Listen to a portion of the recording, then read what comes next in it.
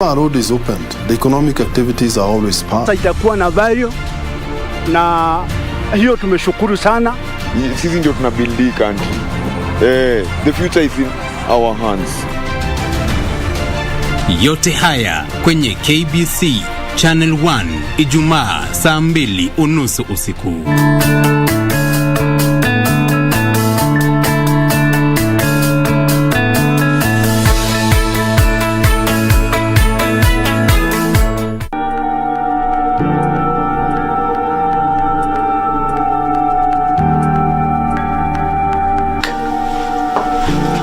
Mark, what do you think you're doing? Minding my own business because it has got nothing concerning you.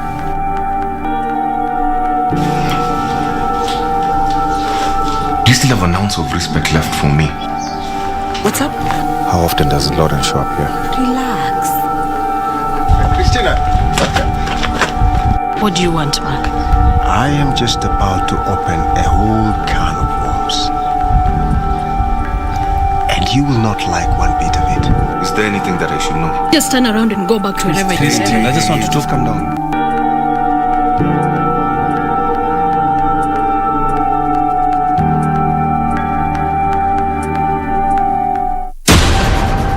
We take it on at the right time.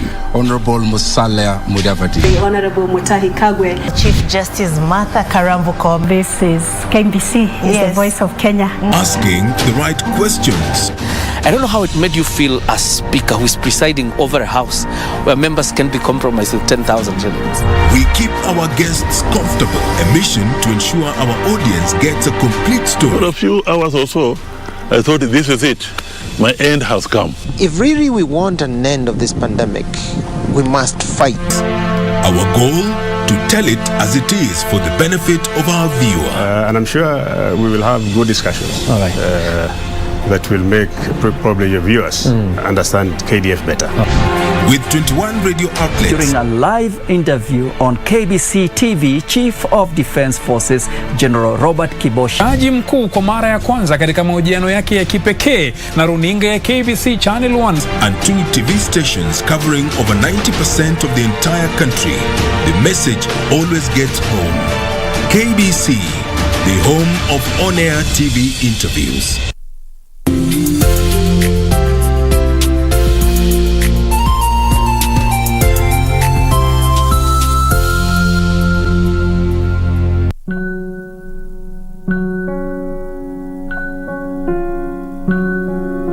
Please don't tell Darren yet.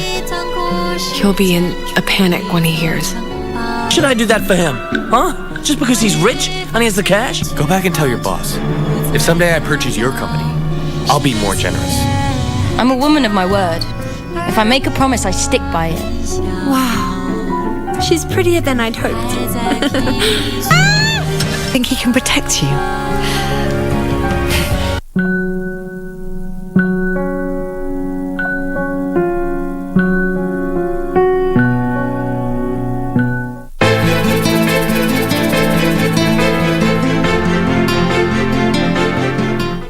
I hate that woman. She makes me sick. Tumezoeana vibaya. Yaani umeketi hapa na unajua leo tuna shughuli. Nia zetu ni safi na ziko pamoja. Ama unasemaje Pechi? Mamake, ushaimwona mamake? Si mamake ni Kate.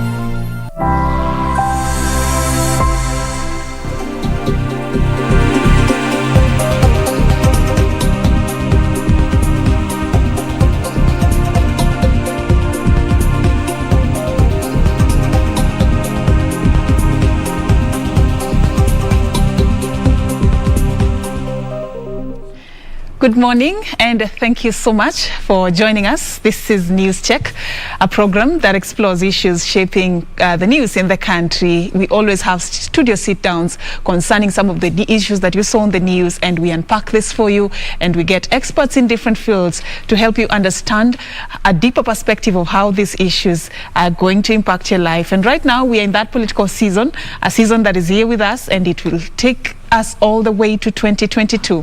And what we are doing this morning is to assess the state of politics in the country. We'll talk about the Oka factor. We'll talk about the anticipated Azimio la Umoja conference this coming Friday. We'll talk about the issues that are shaping the 2022 general election, talk about the economy, the youth agenda, and everything that we have witnessed on the campaign trail right here on this particular program. I will be engaging two gentlemen on the second hour. Of course, we'll be addressing also the 16 days of activism against gender-based violence. So two ladies will be joining me later to discuss how far we've gone as a country when it comes to addressing gender-based violence. What are the hits, what are the misses, and what do we need to do as the way forward so that we can be able to better address that menace in the society. But on the first part, let's talk about matters politics. And in studio with me this morning, I'm engaging a panel of two gentlemen. Just allow me to introduce them and bring them on. And I'll start with the gentleman on my far left. His name is Tom Ojanga. He's the first vice chair of KANU party. Thank you so much, Tom, for creating time for us. Thank you, Sonnen. The last time I heard you, you had a different title. Today, regional coordination for Nyanza. Yes. Yeah. Karibu sana once again. And then we have Alenga Torostad. He's a political analyst. I guess I got that wrong. His second name is Torostad. Yeah. Is a political analyst joining us also for this particular conversation. Thank you so much for creating time for us. Thank you. I'll stick with Alenga for this conversation. But I'm so excited about this because it's a season and the political temperature is boiling and soon it's going to start evaporating. A lot is happening. Every day we are treated to different developments in the political terrain. I'd like to start first of all with the KANU party. Yes. I don't know whether I should start with this new title you're wearing or there's something you're telling me about a new development, a regional development about the KANU party. Just take us through that. KANU is KANU. KANU is the oldest party in Kenya. On Friday, KANU made history as the first Kenyan party to be admitted to the International Democratic Union, which is a global alliance of center-right political parties with, I think, about 88 active political parties around the globe, majority of them actually ruling. So I think that's a very good space for us, and we're very delighted to have that position. So we made certain commitments, obviously, because of that, to advance democracy, advance human rights, advance economic progress for all, advance the rule of law. You know, those are commitments that we made. But fundamentally, it also forms how KANU will be going forward in terms of its economic policies. Because here we have the Republican Party, we have the Christian Democratic Union of Germany, and all these center-right political parties that are built around the acquisition, creation, and inclusion of wealth for all. So this is going to be very interesting, and we have put up a small team to review what we did in 1965 with the sessional paper number 10, which was really progressive then, but then was thwarted somehow by certain elements, which actually Lee Kuan Yew used to build Singapore. And this was actually built, part of the sessional paper number 10 relied heavily on the social economic policies of the Ottoman policy in Germany that created the German economic Wunder. You know, German economic Wunder is Wanda, right? So we're visiting all that, and I think we're in good space. We're in good space, yes. I'm also interested in knowing how this step, what opportunities does it come for KANU party? What opportunities does it present for you as a party? A lot, because when you belong to that global alliance, and you have the global support of all these political parties in terms of training, policy, campaign, technical advice. I may say, eventually, probably also. I mean, of course, there are benefits. There are benefits. I mean, it's a thorough process. It's not something that you just wake up and apply and get. You know, you must play a substantive role in the democratic union of the continent from which you are. Our Secretary General Nick Salat is the Vice Chairman of the Democratic Union of Africa, which he got last year as a first step, and now together with the NPP of Ghana, I think, and NC of South Africa, we are members of the International Democratic Union. And we're very happy about that, really. Yeah, and congratulations. Yes. There was a time KANU as a party was a household name, and a few years later there's been talk about the party, you know, losing its grip, you know, the light being dimmed a little bit. And I don't know whether you have that particular feeling, or as a party, what is it that you're doing to maintain whatever status quo that was set by the ruling party then? Selene, this Only is true. Party then. This is true, and allow me to correct this. Yeah. Number one, KANU is the oldest party in Kenya. KANU ruled for 40 years. It's been part of every government since then. So there's no party in the Republic of Kenya that has been in government longer than KANU and part of every government. Number one. That's number two. I think the feeling that KANU disappeared has more to do with the fact that KANU did not participate in the last 3 presidential elections. Because in Kenya, politics are done around presidential elections, the visibility. But this is the mistake that everybody has made in Kenya about KANU. And now let me put the facts and mathematical facts. The last time KANU ran for presidential election was 2002. Our candidate then was the current president, President Uhuru Kenyatta, right? So he lost against then former vice chairman of KANU, former vice president of KANU, Mwai Kibaki, right? So it was a KANU affair. So anyway, President Uhuru Kenyatta then got 1.8 million votes. So now let's do the maths. Assuming 800,000 of these voters died and defected to other political parties, KANU still got 1 million intact votes, voters who are over 58. Right? On the 9th, and people should not make this mistake, on the 9th of August 2022, these 1 million voters will wake up with 5 members of their families, and KANU begins with 6 million votes. So people who want to go to Supreme Court may want to prepare for this. Those are mathematical you're predicting facts. what will happen I'm telling in this you. coming I'm telling you. We've done the maths. Will your party leader be on that particular ballot? KANU was the first party to nominate formally to fulfill the constitutional requirement for nomination of a presidential candidate. KANU was the first. Okay. ODM has not done that.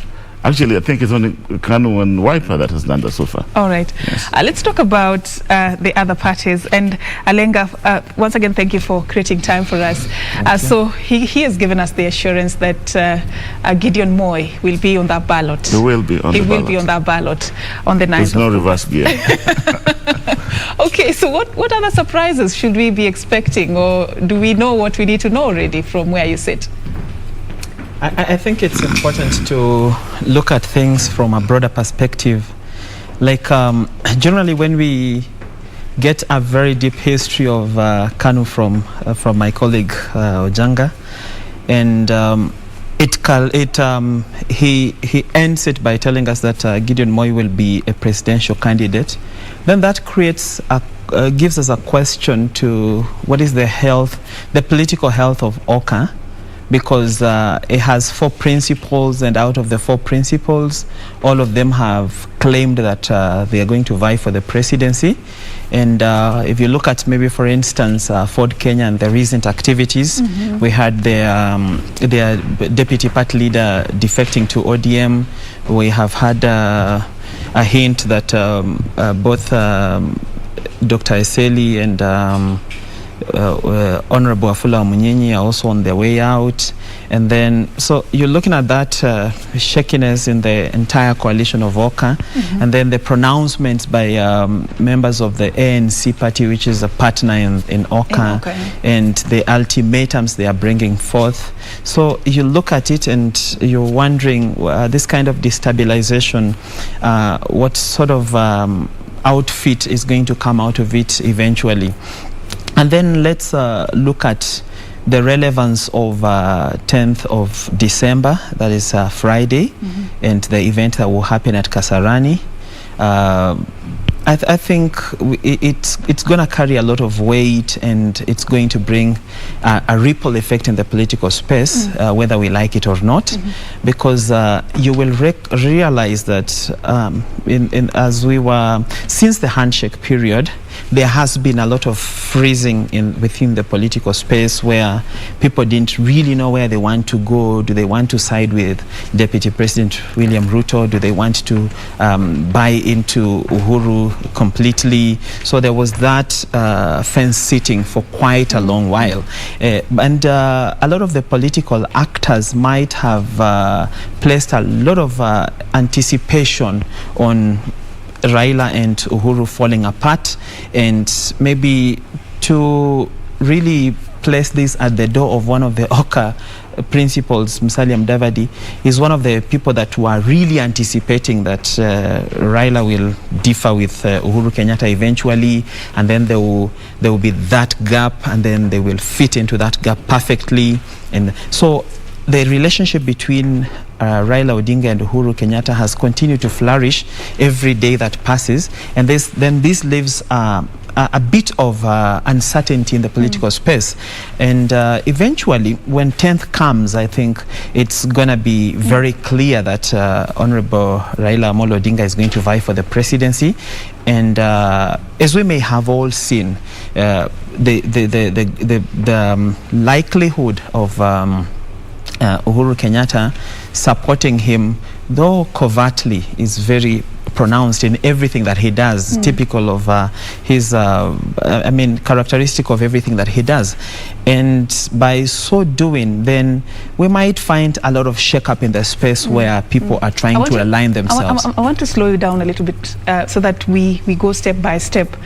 Before we get to the 10th conference at Kasarani, there is something you mentioned about the shakiness within the OCA coalition. I don't know whether you'd like to respond to that. He sort of painted a picture as if it's not stable, it's not concrete. There's a lot still being anticipated, and people could be moving from one point to the other. What is it that you can assure us this morning about what is happening within OCA? I will tell you something. Yeah. The country is headed for a stalemate, and this will become more apparent in March in terms of presidential elections and formation of the next government. And that situation is a mirror of what happened 2002. Right?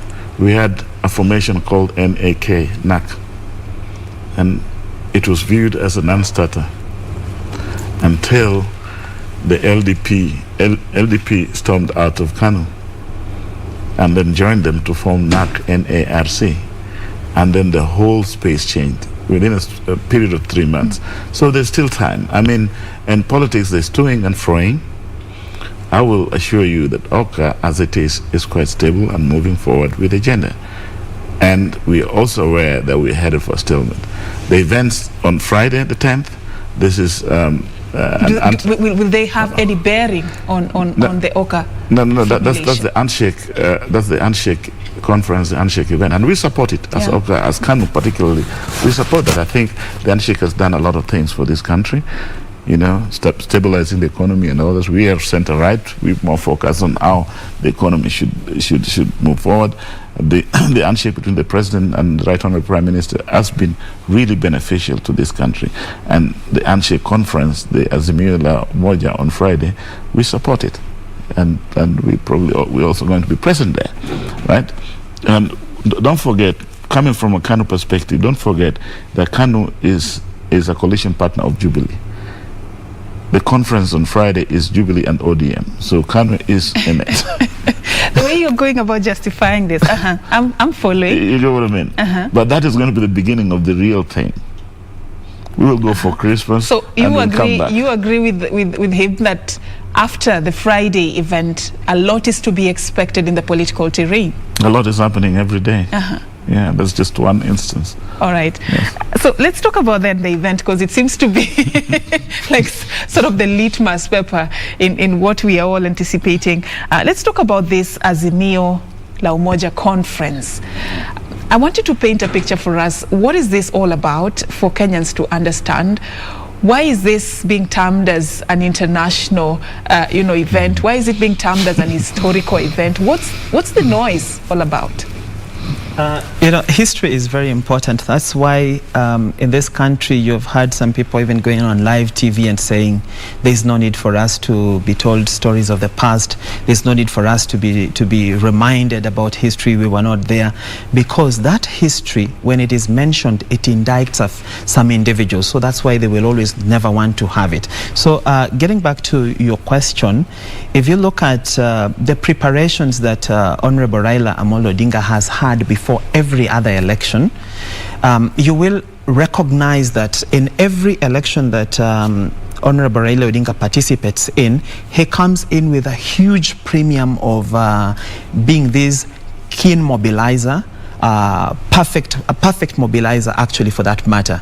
And he brings together so many people. His message resonates around the country. But now the problem comes when he gets into the ballot, and the results are always disappointing for him and his supporters. We have had a lot of conversations where people say Raila is a perennial loser, but again, they don't pay cognizance to the issue around our elections. Its credibility and its cleanliness, its fairness, and wholesomely. Is our election process satisfactory on all the parameters of leadership that we want to gauge? So for you to gauge somebody as a perennial loser, and deep down your heart you know that this person does everything right, but the problem comes when we are accounting our votes. So I will look at it from that perspective. So that's why 10th becomes very significant, because in the previous attempts, Raila Odinga has always been coming into this election as an antagonist, trying to fight the power of the day and bring down some order that does not conform very well to our aspirations as a country in terms of democracy and the quality of our elections. So what makes this different? Yeah, it makes it different because I will look at it from this perspective. When you are deeply surrounded by the enemy, and then you are able to make a truce with the enemy, and then you enter into their territory, then it comes with the fact that you will be able to take care of their territory in one way or another. So there are some obstacles that have been very visible in all the attempts of Raila Odinga, but suddenly we are seeing those obstacles trying to melt along the way. So does that now give him a clear path to run for the presidency, and does it now guarantee a credible election? Because one thing you will agree, if you subject Right Honorable Amolo Odinga on one hand, then William Ruto, then maybe if the Oka principals manage to agree amongst themselves who can be a presidential candidate, because all of them want to be. Which is another issue. They say they shouldn't be pressured to do it. Or maybe if you bring all of them, like everybody just vies, and then you subject all these candidates to a free and fair election. The truth of the matter is Raila Amolo Odinga will win the election. So that's why we are looking at this friendship with Uhuru Kenyatta, not as necessarily, not as something that will grant Raila Amolo Odinga access to the rigging format, but it will just quieten the interferences in the election. Many people talk about 2002 as the most fairest election in this country, but they forget one thing, that the outgoing president at the time, may God rest his soul in peace, former President Daniel Arap Moi, never interfered with that election. Okay, before, because I read your body language, Tom, and I know there is something you want to chip in there. Before I give you that chance, Alenga, there are people who have a feeling that The Raila who has been, going into these elections before is not the same Raila who is going into the 2022 general election. The brand Raila Odinga is a bit lost, and Deputy President William Ruto seems to be running away with it. That person who was on the other side of issues and running with the agenda of the people. What do you have to say about that particular issue? If you look at the statistics, some agencies have tried to come up with statistics showing how, if the election was held today, how would Raila fare against DP Ruto. If you look at the statistics, the difference between Raila and Ruto has been very dismal. And then when you look at that part of statistics and then go to the backdrop of it and ask yourself, this man William Ruto has been campaigning for the last 9 years, and that is the percentage that he's been able to garner. And as it were, I don't really think Raila Odinga has begun his campaigns, the campaigns that we know, but then he still has that percentage.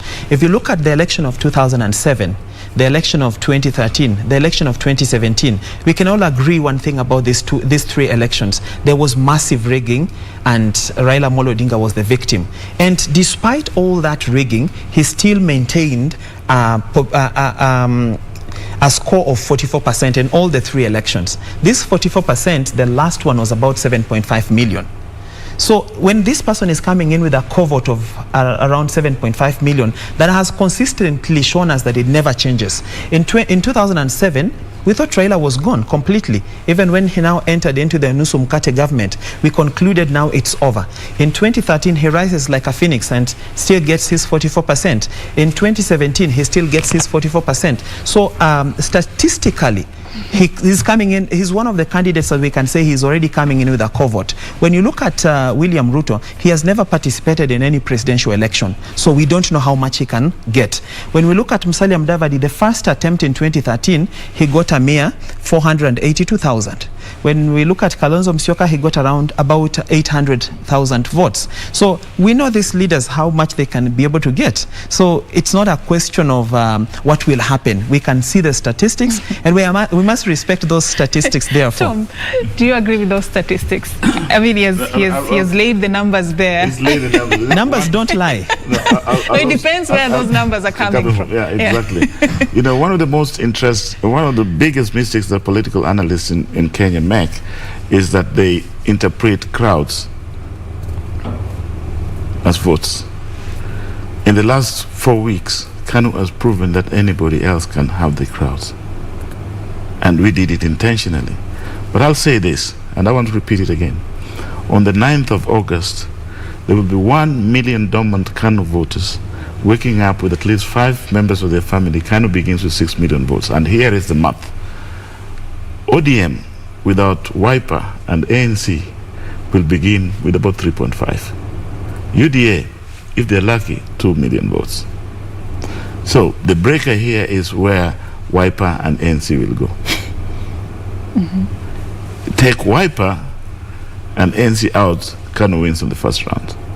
So I'm telling people here, and I want to say it here, don't be surprised, because without a coalition, without being part of any... This is the reason we made a conscious decision after doing focus group tests, after determining our strength to fulfill the constitutional requirement for nomination of presidential candidate as the first party in Kenya.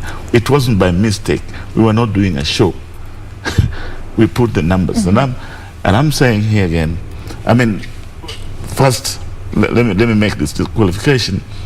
Every party that is running today is a derivative and offshoot of KANU. People forgetting that. So as we've going forward, KANU has a very good working relationship with Jubilee and ODM.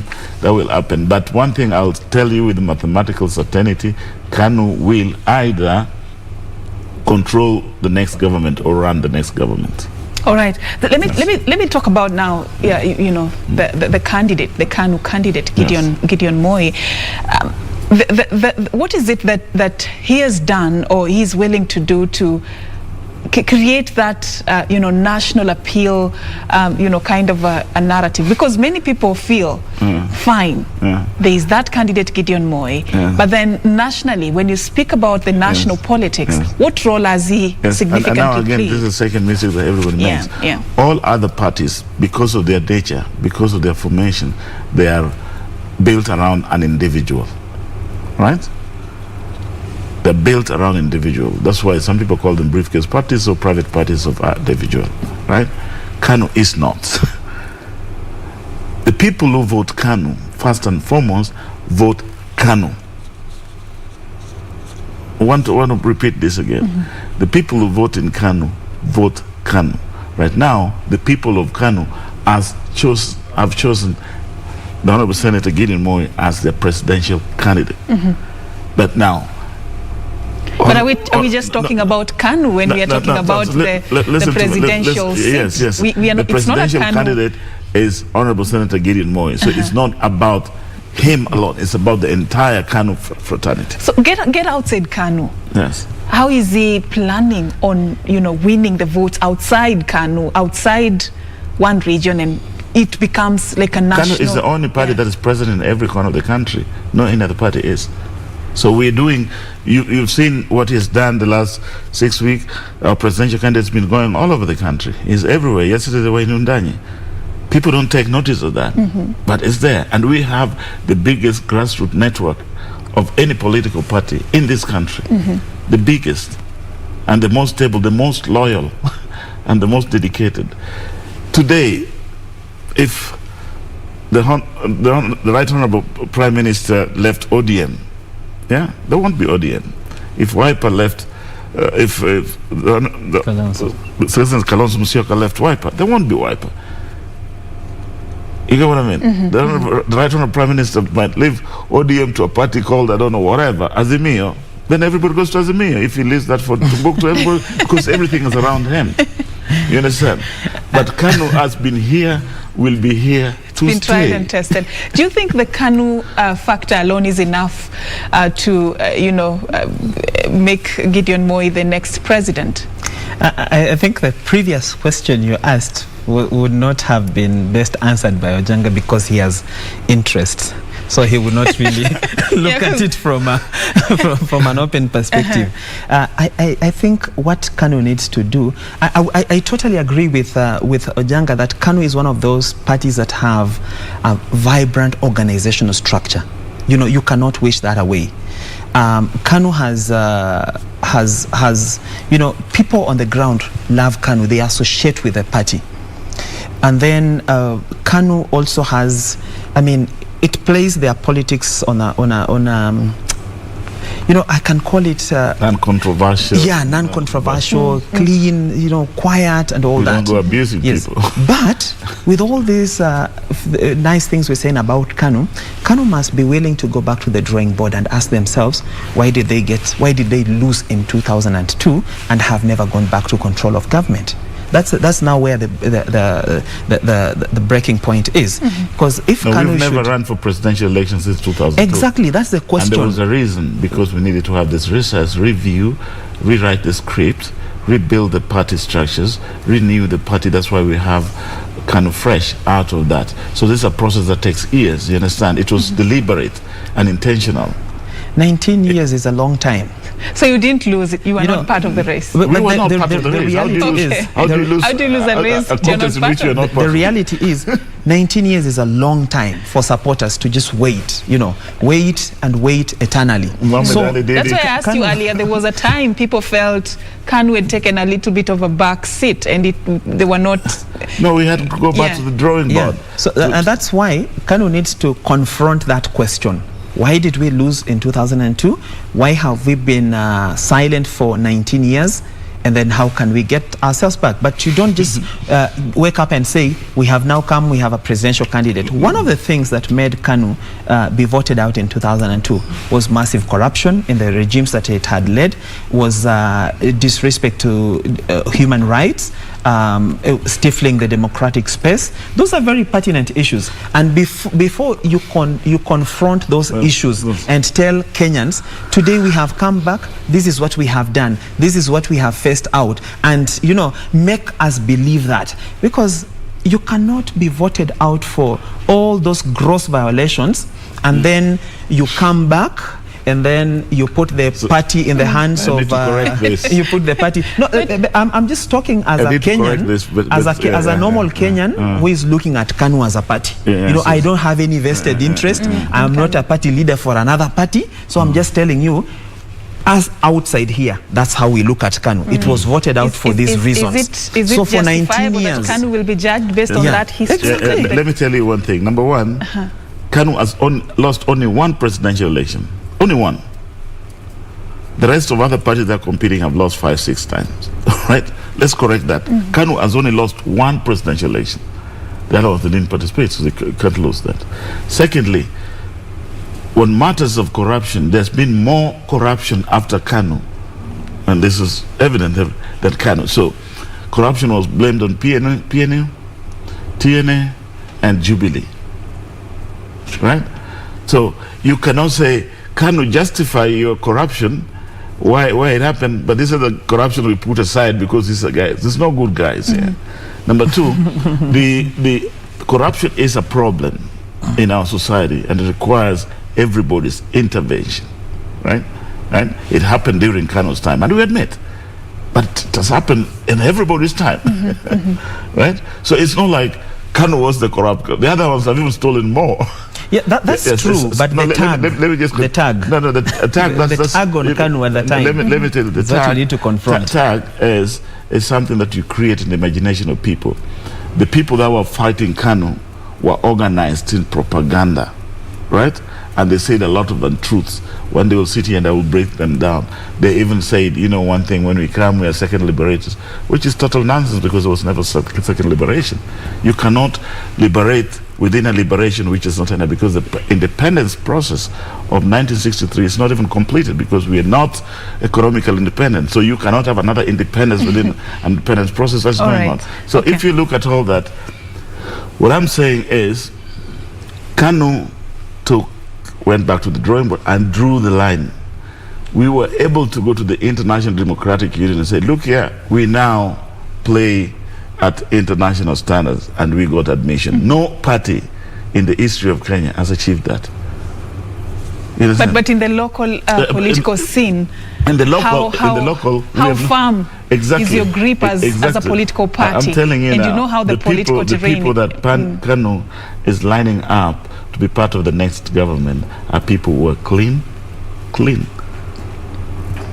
Honorable Senator Gideon Moi is not going to appoint anybody that is tainted. You understand? It's clean. So it's the only party that is saying, look here, we don't care how your political strength is, but bring credibility. So we go to Christmas. When we come back, we will make this election a vote, a referendum on integrity. And KANU will line up its people against the rest of the people. And we begin with 6 million votes. All right. Well, 6 million votes as a starter. We have done the focus group. We have the numbers. And I keep on telling my friends. And I hope they all registered, though. There are 1 million over 58. They have had the live membership since independence. And, I've been telling our colleagues from ODM, from the other parties, from whatever, I said, look here, why don't you start looking for the Supreme Court, as a joke?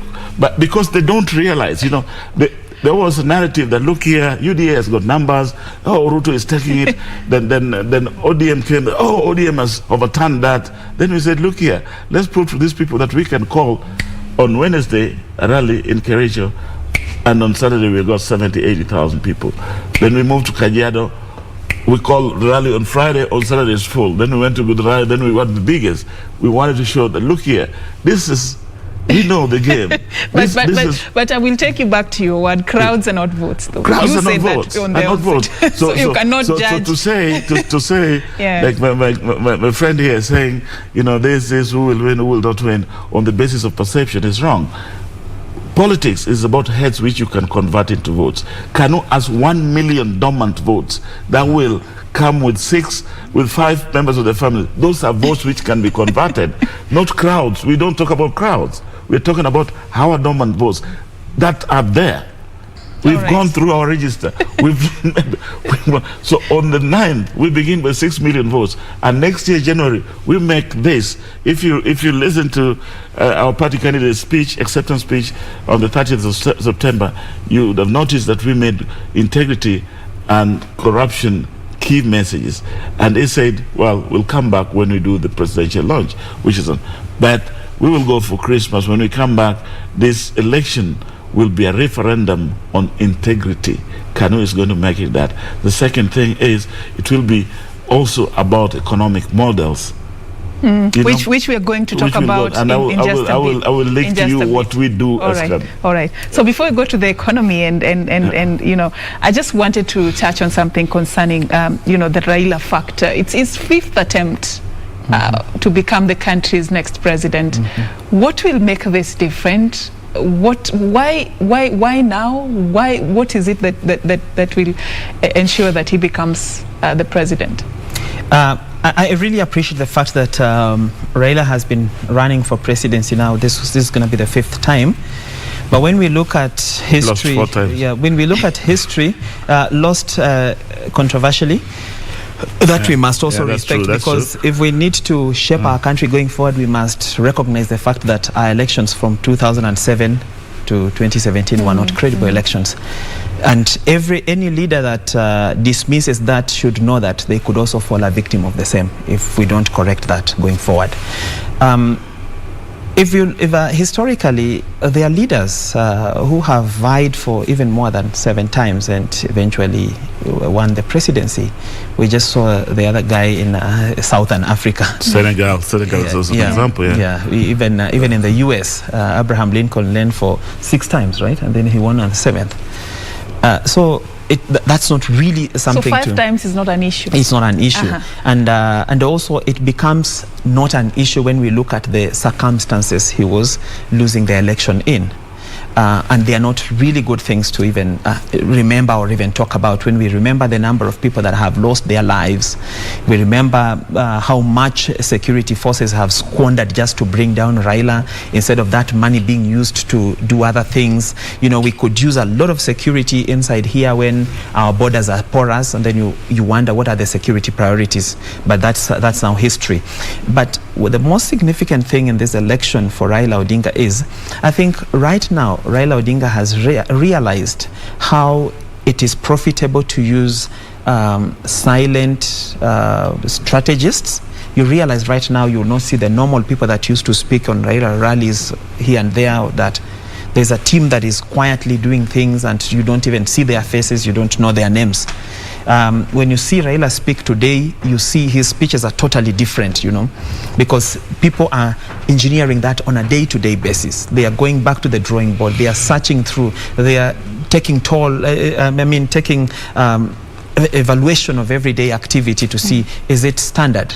And then number 2, Raila has also opened himself up to a lot of groups that are coming in to support him. You will see there's so many groups. There's young people, there's old people, there's women organizations, there's professionals. All of these people are coming, and all of them are accessing Raila directly, and they are talking to him, and they are doing their commitments, what they will do and how they will help. For instance, we have a lobby group that is called the Ideal Fifth, Activate Raila. This lobby group comes in on a very technical point, not like any other lobby group that will come in and say we are simply supporting so-and-so, but we have sat down and we did months and months of research, because we want to inform our decisions by research and facts. So we looked at all the candidates, we collected our views, and we analyzed the data and all that, and we came out with a conclusion that Raila is actually the ideal 5th president. That's why we named that lobby group Ideal 5th. In Ideal 5th, we have had conversations with Capitol Hill, and we have agreed with them the thematic areas that we're going to assist in the election. Number 1 is targeting. We need to rebrand the Raila brand, the messaging, what message reason. We need to demarcate those the Raila support bases and see what message is relevant for this group and what is not relevant for this group and what is cutting across the board. So once we package that, then we get the ideal communication we want to get to the people. Number two, we are coming in terms of research. We believe that an election is based on research. You cannot just speak on the podium there and assume that all the factors will align for you. So we have to engage. We are engaging in a lot of research. We are doing media monitoring. We have set up an office that we are coordinating all these things. And then number three, we are coming in terms of data analysis. We are analyzing data. We are picking every aspect of the election that is happening. I mean, we have set up a system that is able to track every incident before the election, during the election, and after the election. We are tracking hate speech. We are tracking misinformation and debunking the same misinformation and telling people the truth. We are looking at a situation where we have created actually a mobile application that will give to all Raila agents. And from their basis, they so are it's able, becoming even digital now. From their basis, they are able to report any incident. If you see any incident in your neighborhood that compromises the quality of an election, report it through that application. We are compiling everything. As he was saying about Supreme Court, we are reading ourselves in case but we shouldn't anticipate Supreme Court, that gentlemen. I mean, why should we talk? No. I disagree. That is where I disagree with both of you. Let's not talk about Supreme Court right now. Assume. In case let's be optimistic a little bit. In case we are confronted by a reality where we are supposed to go to court, Ideal Fifth is going to walk in with valuable information that will table, and that information can be able to help us adjudicate that matter fairly. But be that as it may, we are not really focusing on that because we are pretty sure with the research that we have put together, with the facts that have informed our stand to support Raila as the ideal fifth president, that is going to win on the first run. You have had, I don't know whether we are going to have two presidents though. But then let me say all right, allow him also to chip first, into this. I think it's I like your enthusiasm, but I want to remind him I was a founding member of NDP, LDP, and I'm a founding member of ODM. Why have you been running away all your life? Listen. No, those are the parties that Raila led. Founding, underline the word founding. Not just underline, founding member, and not playing in ODM at the periphery. I know when we were in ODM and all this, I know when we won, when we lost, why and where. Raila has been ideal president all his life. But the ODM machinery is not capable of delivering the presidency. And I will tell you why. I know we'll discuss that because I've been part of it. I've been running logistics. I've been at the presidential tallying center on behalf of the presidential candidate 2-3 times. You understand? So it's not, I will not be talking out on it. But that's neither here nor there. What I'm saying is this. One of the problems that this country has had is what you call generational responsibility, lack of generational responsibility. All right? Going forward, going for the next election, this is going to play a very big role because we have a generation which is 70% of the population. Many of them have not taken the votes. Maybe they will if the IBC opens them. And that is going to be very crucial in determining who becomes the next president. These people, because 2 generations were denied generational responsibility, they have anger, they have serious anger of feeling patriotic. You understand? Because everything has been centered about winning the elections. We started that in our 20 years of absence. So one key thing is, how do you make this young generation patriotic? How do you fulfill, how do you satisfy that need to feel patriotic? Because most of them are not anymore aligned to tribe. You understand? But you see, they are in an empty ether. So that's going to be very, very important. When it comes to that, then historical questions comes in. Who is better placed to give them the feeling of patriotism? There's only one party, KANU. There's only one party is KANU. Who is better? So because that's why the KANU colors are lined to our flag. We gave the country the flag. So I'm telling you, let's go for Christmas Friday. Let's enjoy. That's the support Azimio la Umoja. This is very important. Everybody should support the conference on Friday. As KANU, we commit to support the Right Honorable Prime Minister and the President. Jubilee, as part of Jubilee, will be there to support, to give our support. Then everybody will go for Christmas, and then in January, around mid-January, KANU will come back and we will give direction to this country the way we did in 1963. All right. Mr. Rotich is watching from Marsabit County. He's saying, morning Safina Kuona, but we want this presidency to come back to Baringo, KANU Ikoju. Seems like you already have one vote there. Mr. Rotich, thank you for watching. I don't know, this excitement around the 2022 general election also comes at a very pivotal time for our country. We need to look at the issues that ought to shape this coming election. Let's forget about the personalities. Of course, we cannot talk about Musalia Mudavadi, Kalonzo Musyoka. I wish we could, but we cannot really know what is happening within their parties. That's why I'm talking about the party. Yeah, exactly. You notice I don't... within your party. That's why let's leave them aside for a little bit and talk about the issues that ought to shape this 2022 general election. Economy is a big one. And how the messaging has been crafted, the same thing, but different, players bring in the different language and different promises on how, what's the best approach to it. First of all, let's begin with why economy is a big deal. Why is it a big deal for 2022 general election? No, it's not just for 2022 general election. I think it's always been a big deal. The only thing is that now Rudolph has discovered Lake Turkana and named it Rudolph. Exactly. You know what I mean? So it's like going to, we had this guy called, or the two guys that named Lake Turkana.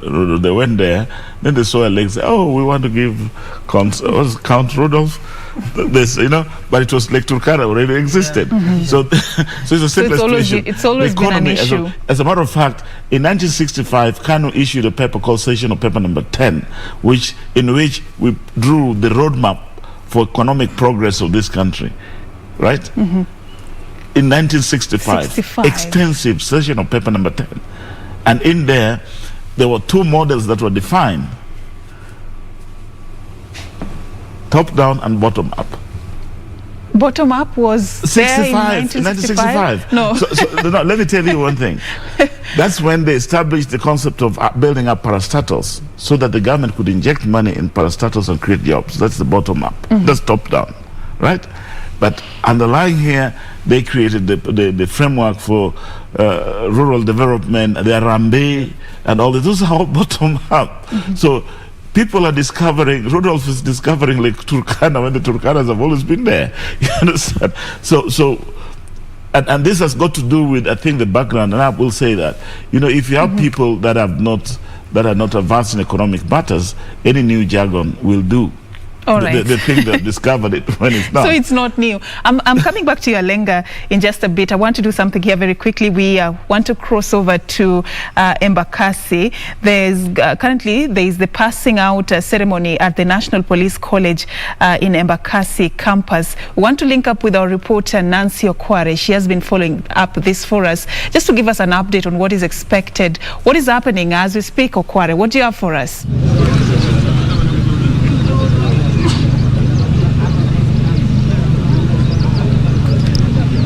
Well, a very good morning to you, Safin Acheng Ouma, back at the Broadcasting House.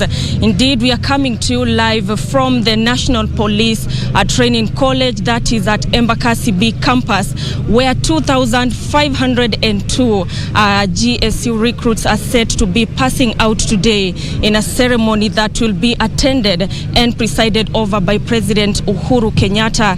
This will be the 48th ceremony since this college was actually since the inception in the year 1972.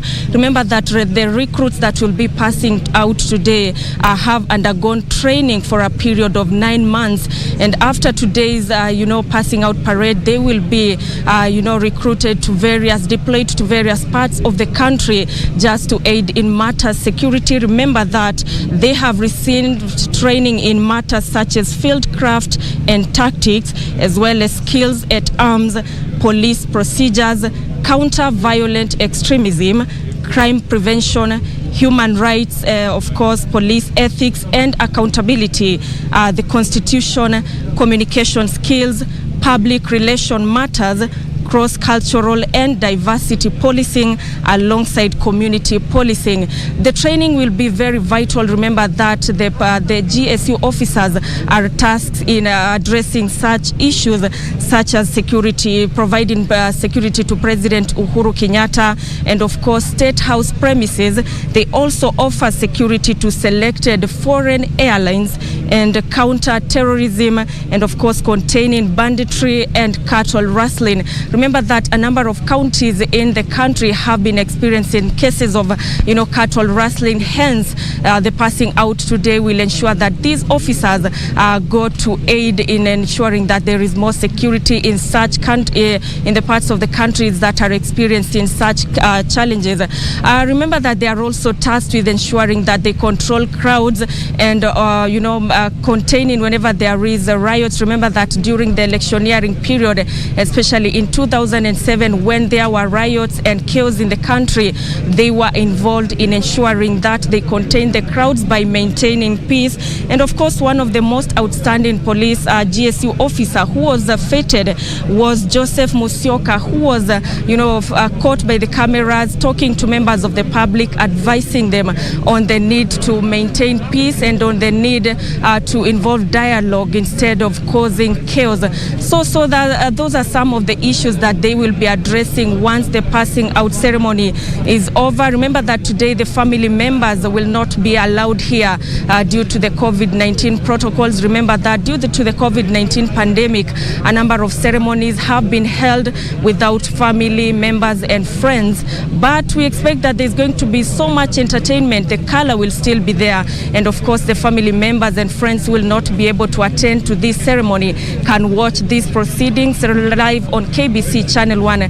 Remember that any time from now, we expect that President Uhuru Kenyatta will be making his way to these premises. And once he arrives here, we will be bringing you that live update from this Embakasi, Embakasi B campus, where, as I had told you earlier, 2,502 GSU recruits are said to be passing out today in that colorful ceremony. So Safina Cheng Ouma, all is set here. We've just been observing the GSU officers who have undergone training, and what we've observed is that they are so disciplined in such a way that whenever they are, walking around, they do not actually walk, they run. It's just a show of the discipline that they have acquired, and of course how alert they are at all times, and they are indeed ready to offer their services to the nation. For now, I'd like to hand it back to you at the broadcasting house, but we'll continue keeping tabs on whatever is happening here. As soon as the head of state makes his way here, we are going to be live on KBC Channel 1. Back to you, Safina Cheng Ouma at the broadcasting house. Nancy Okware for that update coming to us from right here in Nairobi at the Embakasi B campus, the National Police College.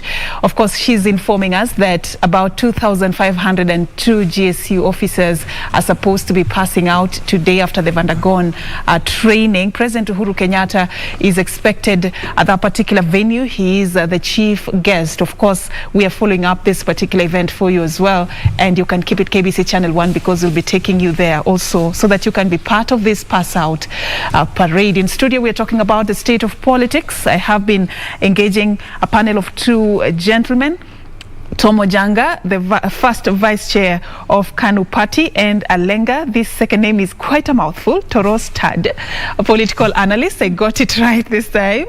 And we've been sharing about what is happening on the road to the 2022 general election, and we talked about the chances of Senator Gideon Moi, the chances of Raila Odinga, and the strategy that will work if their desire to become the country's president is to be fulfilled. And right now we were talking about the issues that are shaping this particular general election, and the economic agenda is a big agenda for this country. And you had given your sentiments and taken us back to history, where the bottom-up approach all began, 1965, you said.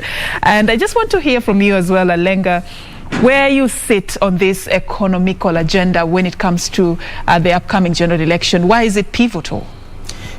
Placing the discussion of the economy in the current political and socio-economic dispensation, it is not rocket science to understand what our economy needs. It's very simple for our economy to be revamped, to be turned around, and it does not require any magic. So, like, I would rejoin with my colleagues' sentiments that some of the issues we are hearing in regards to the economy are things that are basic, are things that we've had before, are things that are just there. It's just the change of names. Like, for instance, the bottom-up approach that is fronted by UDA, that if you look at devolution today, isn't that bottom-up? So if we just strengthened devolved governments and gave them more resources and purged out corruption at the counties and called for more accountability and prudent use of these funds, then we develop the devolution units, and these devolution units are now able to bring up revenue that will go to the national government, and then what comes back to the counties is even much more because they are generating more at the county levels. Number two, our borrowing. There has been a lot of conversation about borrowing. You know, you've had Salia Mudavadi vehemently talking about how the government is on in an illicit borrowing spree. I would say this: borrowing isn't bad, but prudential use of that, what is borrowed, is what matters. If, for instance, we wanted to turn around our economy, let's borrow for industry. If we borrow and come and build industries and industrialize our country, these industries are able to pay back the debt. But if we borrow and invest in projects that we are just going to look at and marvel and say, wow, look at this beautiful road, look at this beautiful stadium, look at this, those avenues are not able to regenerate money back to our economy and pay for themselves. So, and then you look at what are the strongest pillars of economic recovery or economic development. It's basically industrialization and agriculture. If we pay a lot of premium to our agriculture, if we turn around the arid areas into fantastic farming zones, if we are able to account for what we send, like you can imagine when we give money for Galana Kulalu and after the end of the day we cannot account for what came out of that. If we give a lot of money for Aurora and Kimwarer Dam and we cannot account for what came from that. So what amount of premium are we putting to agriculture? How much premium are we putting to industrialization? You will agree with me on this. Since the Jubilee government entered into power, there has been collapse of industry after industry. Even the smallest that we had are now coming down, and that ripple effect is going into other economic pillars like even supermarkets and what have you. Companies have closed down in the last 9 years. So if we wanted to reshape our economy, it is not a matter of, it won't deliberate, okay, this is what we want to do. And then let us encourage our counties to look at things from what value proposition are they going to give into devolution, and then number two, what is their competitive advantage? You see, like what happened in Kitui, they looked around their county and they realized we have lots of fruits, the mangoes, and then they decided to do an industry that makes everything mango from that place. That is they realized their competitive advantage to other counties is that fruit industry, and they have enriched it pretty much. Let's look at counties like Mombasa. What have they done with the marine, the blue economy? The blue economy. How much have they turned around the blue economy? There's nothing much we can see. When we look at the northern frontier, frontier districts, we expected they would lead in terms of animal. They would be the biggest producers for Kenya Meat Commission and all that, because they have the livestock. When we look at you look at a county like my home county of Vihiga, the governor looked around and saw there's really nothing much in terms of physical resources. Then they developed what they call the GIS system, and they also built an ICT lab that houses data for now 17 counties. So all the 17, a whole host of 17 counties are keeping their data in Vihiga County. And all those racks are being paid for by those counties. So you can imagine the amount of money that is coming in from the ICT infrastructure. So if all other counties would look at themselves in terms of what is the competitive advantage that you're bringing on the table, then the economy definitely goes up. But that is not what we hear from this political the presidential hopefuls, let me be specific, because how this messaging around the economy has been crafted, there's one side promising a monthly stipend for vulnerable Kenyans. The other side is promising to inject money in the lower level so that money can trickle down up. I don't know, do we have a problem with the language, the messaging, or the approach? We have a problem with almost everything on that. First, we need to understand one thing, and says political parties compete for power to run government. Right? That's a basic principle. And what does running government mean? It means creating stimulation in the economy that is necessary to improve the lives of society, and to benefit everybody from generation. Now, for us, as KANU, we've looked at what has happened around the globe. Germany was destroyed in 1919, 1918, First World War, completely. There was no building. They were able to rebuild that. By 1940, they were probably one of the biggest industrial machineries in the world, and conquer half of the world again. Then they were destroyed again, and they were able to rebuild it in 20 years. Singapore transformed the economy from one of the poorest nations on earth to one of the biggest economic powerhouses in one generation. The second question was the common denominator. The common denominator is what's called the ordoliberal economic model. I want to repeat, ordoliberal economic model. This is social market policies that benefit society and create wealth. So this is what we as KANU are going through. We did that in 1965, and when the Right Honourable Prime Minister met the President Uhuru and they said, we want to revisit where we went wrong, we would have hoped, as both of them were prominent members of KANU, that they revisit where we went wrong with our economic model that was proposed in 1965 in Session Paper number 10. But that has not been there. So in KANU, we have taken up the question of putting up economic model. There's social market economic policies that will benefit the country. And I'll tell you how they differ with the two others. You have the other people talking about bottom-up, distributing wheelbarrows and all that. To run a government, and I will tell you why we're the most prepared party. To run a government, you must understand macroeconomics, right? You must understand that governments are run on the basis of tax that citizens pay. So, to run efficient government, you must be able to boost the amount of tax that you collect. To do that, you must be able to have policies that will be able to stimulate the economy in such a way that you have more taxpayers. You get what I mean? So now, I really love the Right Honourable Prime Minister as my friend, as my mentor and all that, but whoever came up with a welfare thing without telling us where the money is going to come from pained me personally. I say it on TV, it really pained me.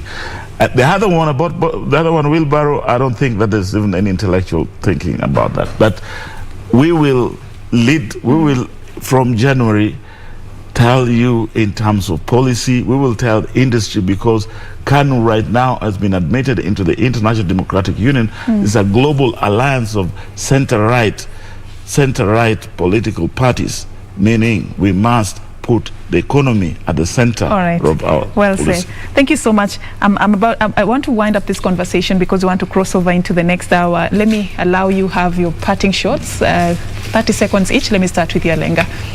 I think it's a moment of politics we've already entered in, and we're going to be confronted with an opportunity to make a choice on which leader will lead this country from 2022 going forward. And we must define ourselves during that period. What kind of country do we want to have? We've seen what the past has looked like, and then now we have an opportunity to make a choice that will determine our going forward. So let's keeping an eye on the past, keeping an eye on where we are. Let's now be able to determine where we are going to. But what I will call upon Kenyans is, when you are confronted with that opportunity to cast your ballot, please vote for that leader based on the content of their ability, character, and personality. All right, thank you so much. Tom? I talked about generational responsibility.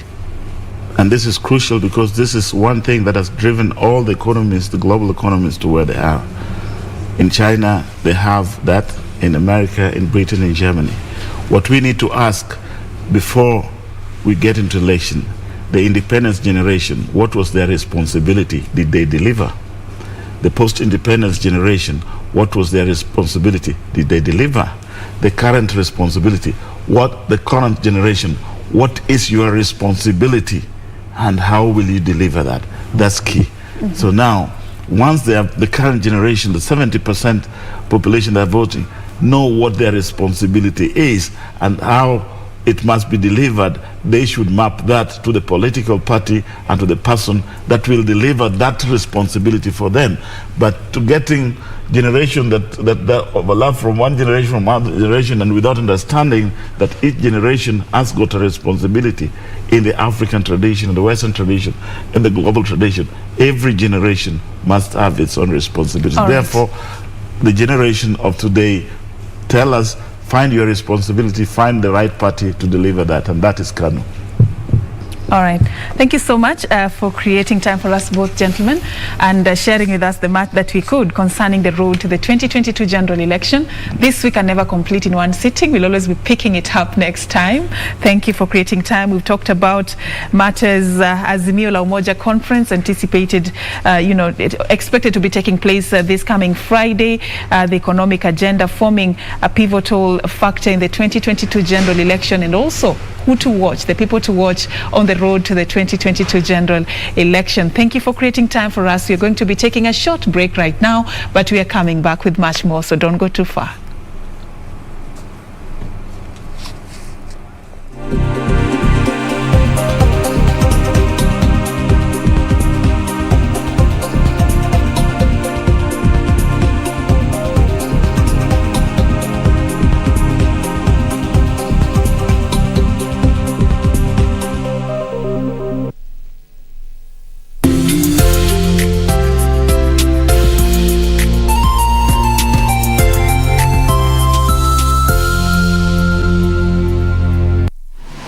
Log on to the KBC website at www.kbc.co.ke to get the latest breaking news, entertainment, sports, politics, lifestyle or business trends from Kenya and around the world. Never miss new episodes from your favorite TV shows, reruns and movies. Just stream online or watch live on your YouTube channel at KBC Channel 1 TV shows. For the day's biggest stories, trustworthy news and family entertainment, log on to KBC Channel 1. Watch what you want anytime, anywhere. The Amazons. Fact is, Victoriano, I'm your wife, and if you want to know something about me, ask me. You have to tell me everything you know about my mother. I need to get my revenge on Victoriano Santos. What is There it? is a cave under the ranch house, and it's huge, Daddy. It's very huge. Why are you so interested in getting that ranch back? There's something extremely valuable there that belongs only to me.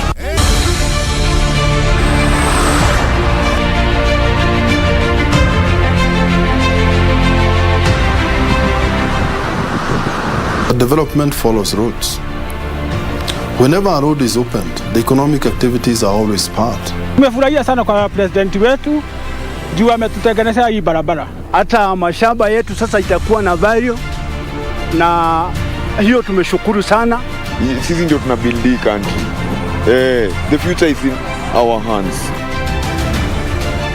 Yote haya kwenye KBC Channel 1 Ijumaa saa 2:30 usiku.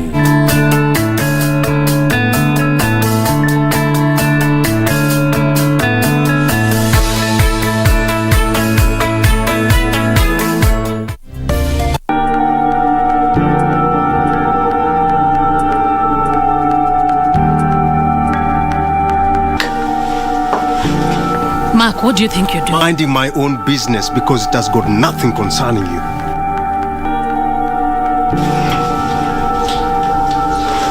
Do you still have an ounce of respect left for me? What's up? How often does Lauren show up here? Relax. Christina! What do you want, Mark? I am just about to open a whole can of worms. And you will not like one bit of it. Is there anything that I should know? Just turn around and go back to wherever you Christine, I just want to Calm down.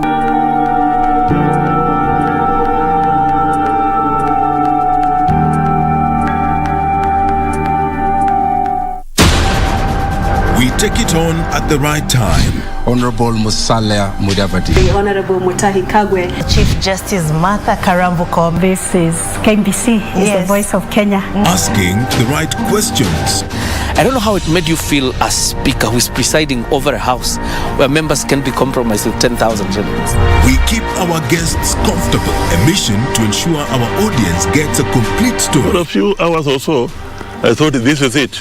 My end has come. If really we want an end of this pandemic, we must fight.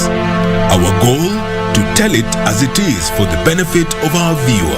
And I'm sure we will have good discussions. All right.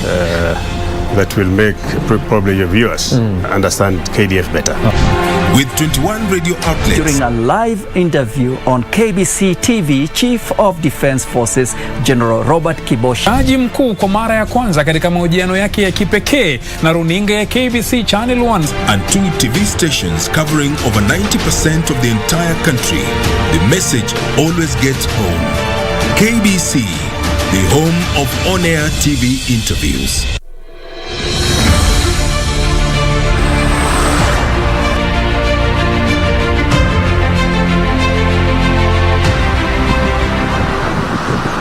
Development follows roads. Whenever a road is opened, the economic activities are always part. Tumefurahia sana kwa president wetu juu ametutengenezea hii barabara. Hata mashamba yetu sasa itakuwa na value, na hiyo tumeshukuru sana. Sisi ndio tuna build the country. The future is in our hands. Yote haya kwenye KBC Channel 1 Ijumaa saa 2:30 usiku.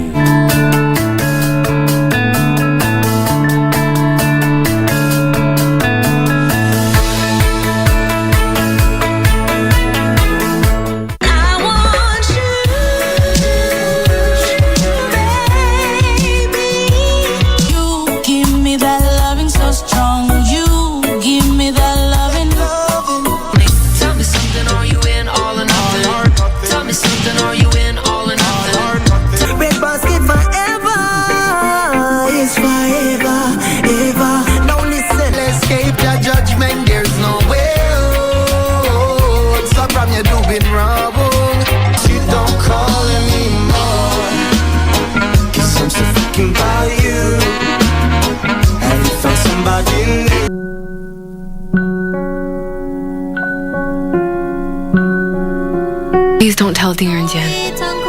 He'll be in a panic when he hears. Should I do that for him? Huh? Just because he's rich and he has the cash? Go back and tell your boss. If someday I purchase your company, I'll be more generous. I'm a woman of my word. If I make a promise, I stick by it. Wow. She's prettier than I'd hoped. I think he can protect you.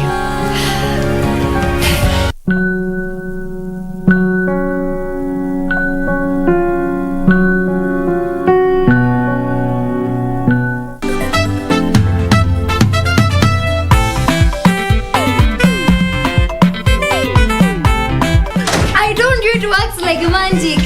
You know what? From today, I'll be manifesting soft life in my life. My friend, why are you hitting my car like a matatu? Sorry, I'm very sorry. What do you want? Guys, I've been hacked. My account has been hacked. So how am I supposed to compete now? Julia, do you love wearing dresses? No. I like wearing animal skin. What kind of question is that? From today henceforth, you should look at me as your biggest competitor in this institution.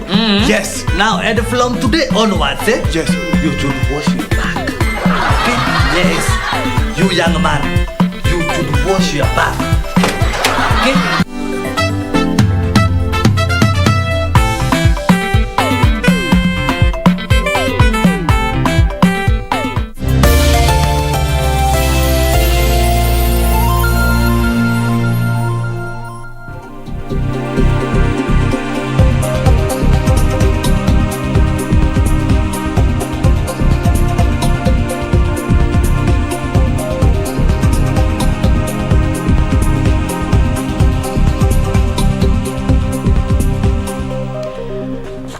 A very good morning to you. In case you're just joining us, this is NewsCheck and we are on our second hour of the interview. On the first part, we were talking about matters politics, but right now we want to take it a notch higher. Remember, from the 25th of November, the year 2021, we have been marking the 16 days of activism against gender-based violence, and this has presented us an opportunity to talk about issues that not only affect women, but those who are vulnerable in the society. What comes is that women form a bigger chunk of those who are affected by some of these issues. So no wonder you see a lot of conversations revolving around women. And of course, this particular morning, I'll be having this conversation with a panel of two ladies.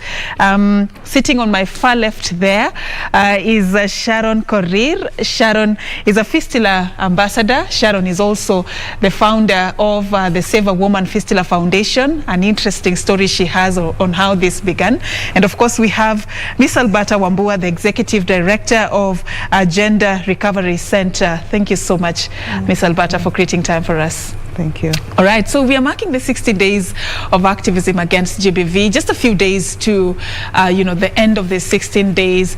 Generally, I don't know from where both of you sit. Do you feel, contented with the level of effort we have placed in how we are addressing GBV locally in our country? Let me start with you, Alberta. Thank you. I wouldn't say 100% contented, but there's been great efforts over the last 2 years, and mostly so by the goodwill of the government and the commitments that the government has made. In the last 2 years, for example, we had ICPD plus 25. That was Beijing plus 25, and there were commitments, for example, to end gender-based, to end female genital mutilation, and the 3 zeros, zero maternal deaths, zero GBV, and access to SRHR services. Again, we've had commitments, 12 commitments that were done by the president recently in Paris, the generational equality commitments. And when you look at the details and what is to be done, one of them, for example, was setting up GBV centers to be able to respond to survivors of gender-based violence. And one of what was to be done was the polycare that was recently launched. So also looking at the different efforts that counties have been able to make, the State Department of Gender, the policies in place, putting stakeholders together for coordination, and this was really tried and tested in the last 1 year when we had the COVID-19. Where then we had an opportunity, or rather we saw an upsurge of gender-based violence cases. So there are a number of efforts that have been put. So not yet contented, not yet there, but at least we have the goodwill, and we have the structures to be able to, and frameworks to be able to address the same. All right. Sharon, same question. As a woman and also as an advocate for the rights of women, do you feel, we are at a good place in as far as addressing GBV is concerned? On my end, I would say, especially for fistula, because I'm a fistula survivor and I'm also dealing with fistula as a founder, Save a Woman Fistula Foundation, I would say no, we're not there yet. One is because there's really not much creating awareness fistula. Yes, it's been done, but not effective enough to get into the marginalized areas to get victims of rape, who've gotten fistula as a result. Secondly, we don't even have policies. Yeah, we don't have policies as yet. We don't have a fistula act. Our reproductive health bill does not have a provision for fistulas. So there's a lot of gaps that the government needs to really address. So we cannot really move forward. For one, we don't have legislation. For two, creating awareness. Most people have fistula as a result of rape, but they're not even aware. Yeah, so sadly, there's need for help, but we don't know where to start from. Yeah. Okay, so there's a little bit. What I like about how we've started is there's progress. There are some of the things that you both are sharing in terms of the gains that we have achieved, but looks like we have a lot of ground to cover, and that's where I want us to go to now. When we talk about gender-based violence, and today I just want us to talk about it in an umbrella, because I know there are different forms of GBV. We may not be able to talk about each specifically. I just want us to talk about the umbrella, gender-based violence. If we look at the trends, what would you say are some of the emerging issues, emerging challenges that are making it hard for us to really ensure even that victims get justice, or there is increased awareness against these forms of violence? What is it that is currently happening that is making these efforts quite tricky to implement? So one, I would agree with Sharon, it's more of the awareness and also the systemic issues that are there. So for example, we're in a patriarchal society, and a lot of things that we do, and in all these spaces there are aspects, there are gender issues to be discussed, and a lot of work to be done, for example, towards gender inequality. Another issue, so one of those examples is patriarchy, for example. Another issue would be access to services, or rather not even access, but the different forms as one of the emerging issues, the different, not forms, but the way it's presenting, the way gender-based violence is presenting itself. So I'll give you an example. The last 1 year, we had 208 girls who got pregnant, and these were just the ones who presented themselves to GVC where I work. And that means then there was a barrier to access to services. So what happens is that as the new trends, for example, emerge, we're not responding or adjusting ourselves fast enough. We're not adapting ourselves fast enough to be able to address the same. I'll give you another example. Schools were closed for 9 months last year. When schools were open in January, there was a lot of psychological issues with the children. Maybe it's partly of what is presenting itself with the banning of schools. But we're not taking time to realize and know that during this COVID-19 period, or mental health issues that we needed, wellness that we needed to address, those all this psychosocial support that we needed to put in different spaces, those all these stress levels. So that's one of the challenges. And then again, not putting the right resources in terms of personnel, in terms of the type of services, the access and the barriers to these services. Another problem would also be not addressing the nexus between gender-based violence and a lot of these issues. So for example, education.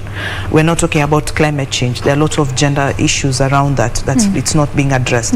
We've just talked about politics. Who is discussing about the electoral period and how more women get violated and girls? And earlier you talked about vulnerability during this time. What is it that you're putting in place to be able to prevent, for example, the gender-based violence? Tolerance, again, also to violence, so making not understanding that gender-based violence is something that's important and we need to give attention to. We always look at it like a women's issue, and it's the last thing we need to discuss, and always there just to firefight. So those are some of the challenges to be able to address gender-based violence, and not addressing it effectively, but also not in a timely manner. All right. Sharon, just to bring you on board, you were a Fistula ambassador, and some of the issues Alberta is mentioning here touching on the reason why many cases of gender-based violence have not been reported, why many victims have not gotten services, or they've not gotten anywhere with the cases in case they are seeking justice. I want you to take us back a little bit to where, connect Fistula to GBV as we mark 16 days of activism. As a Fistula advocate, as a Fistula ambassador, What are some of the issues you're focusing on right now that you'd wish society to be sensitive to at this particular point? Thank you so much, Safin. In that regard, as she said, one thing is the government coming in terms of outreach, education and outreach. And then sadly, we live in a society where we are culturalized, matters Fistula are very sensitive. We are not yet there to speak about it boldly. So we need to be at a point where we need to speak about Fistula the way we do cancer and all these other conditions, We need to normalize the condition. And then secondly, another thing is that there's a lot of perception that Fistula is a poor man's disease. People don't really like associating with the poor. And trust me, it begins right from the medical level. Anything Fistula is, mama, you're leaking urine, kakando panza. They look at other women first and see how they're going to be assisted. So we have a long way in terms of, as she said, outreach, as she said, in terms of the government coming in to see that, Fistula should just treat it as like any other condition, to see that these women are assisted. And then, sadly, the majority of the women who have Fistula are the ones in the marginalized areas. That's a reality. And of course, there the health centers are very far away. You can imagine a woman walking in Kisii, in the rural in Kisii, walking all the way to a health center. So first thing, we need medical personnel who can come in, and medical personnel who are trained about Fistula. Most of these gynaes, about a handful in Kenya, of surgeons are the ones who know about Fistula. Majority of the gynaes are not specialized in it. So we need first the government to come in to ensure that we have trained Fistula surgeons who can do that, and they can dispatch into counties and so forth. So then another thing again is basically more of, as I said, more of normalizing the condition. That is that key. That's the most important thing. The moment it's in everybody's conversation, Fistula, and then we can have a difference in terms of even the society perception, even our husbands and our brothers and everybody else, our colleagues in the workplace and so forth. So let me take you back. Save a Woman Fistula Foundation. What's the genesis? What's the story here?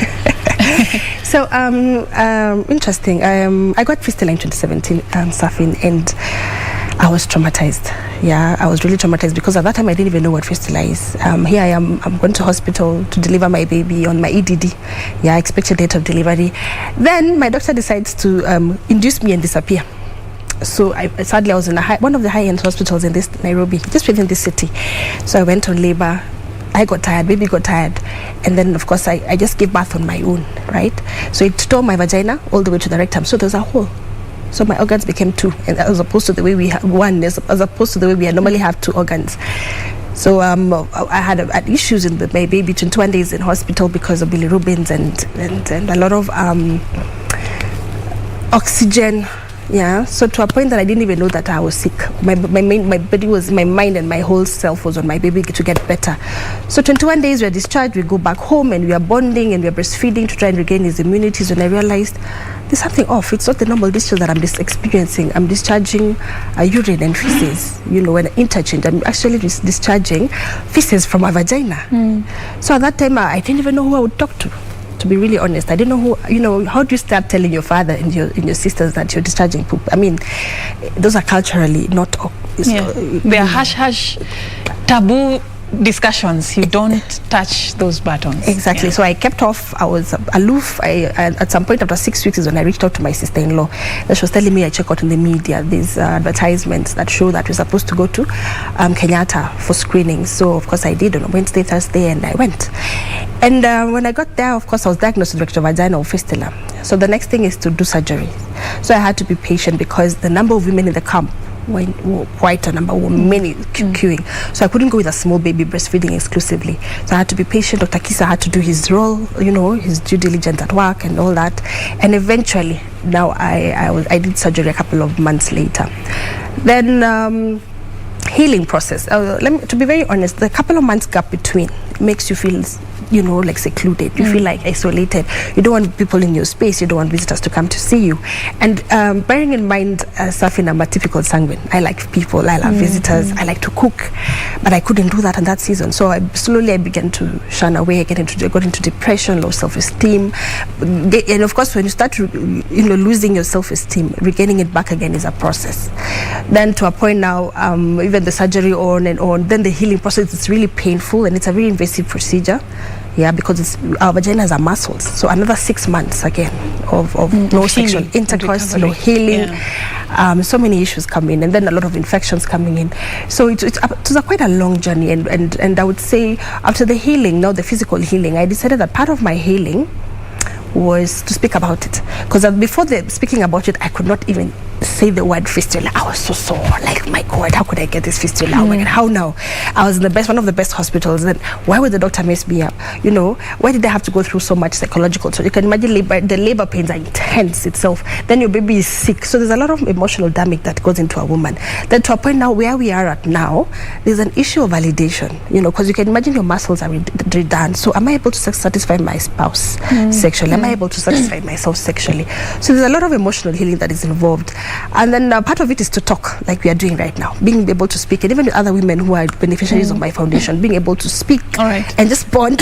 And just bond. So I'll put a comma there. We'll pick up from there in just a bit. But you've cited something very important, Albert, and I want you to expound this.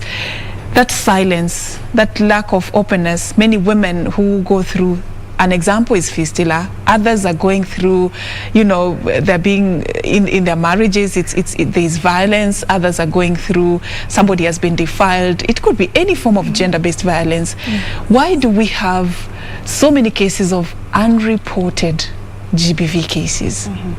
So there are a number of reasons. One of the reasons why people don't report is when it's culturally entrenched and how we are socialized also. So sometimes it's violence perpetrated to us, but it's culturally, so it's culturally right and tolerated. For example, female genital mutilation. So you feel it's the norm, it's how our mothers were brought up, our grandmothers were brought up. In certain communities, a man will not marry me if I'm not circumcised. So it's culturally entrenched. Sometimes, again, religiously so, you know, women are the necks and things like that. So anything we go through, we need to, you know, stomach and so on. And even societal pressure, so social norms. Mwanamke, you know, a woman is the one who upholds her family. So if I leave, if I cry out, you know, that I'm being abused, I'm the one who's failing my marriage and I should not speak. Or you're told because then your husband is providing everything, you must be the problem. So there are things like that. Again, why people do not speak is because then there's no proper support system.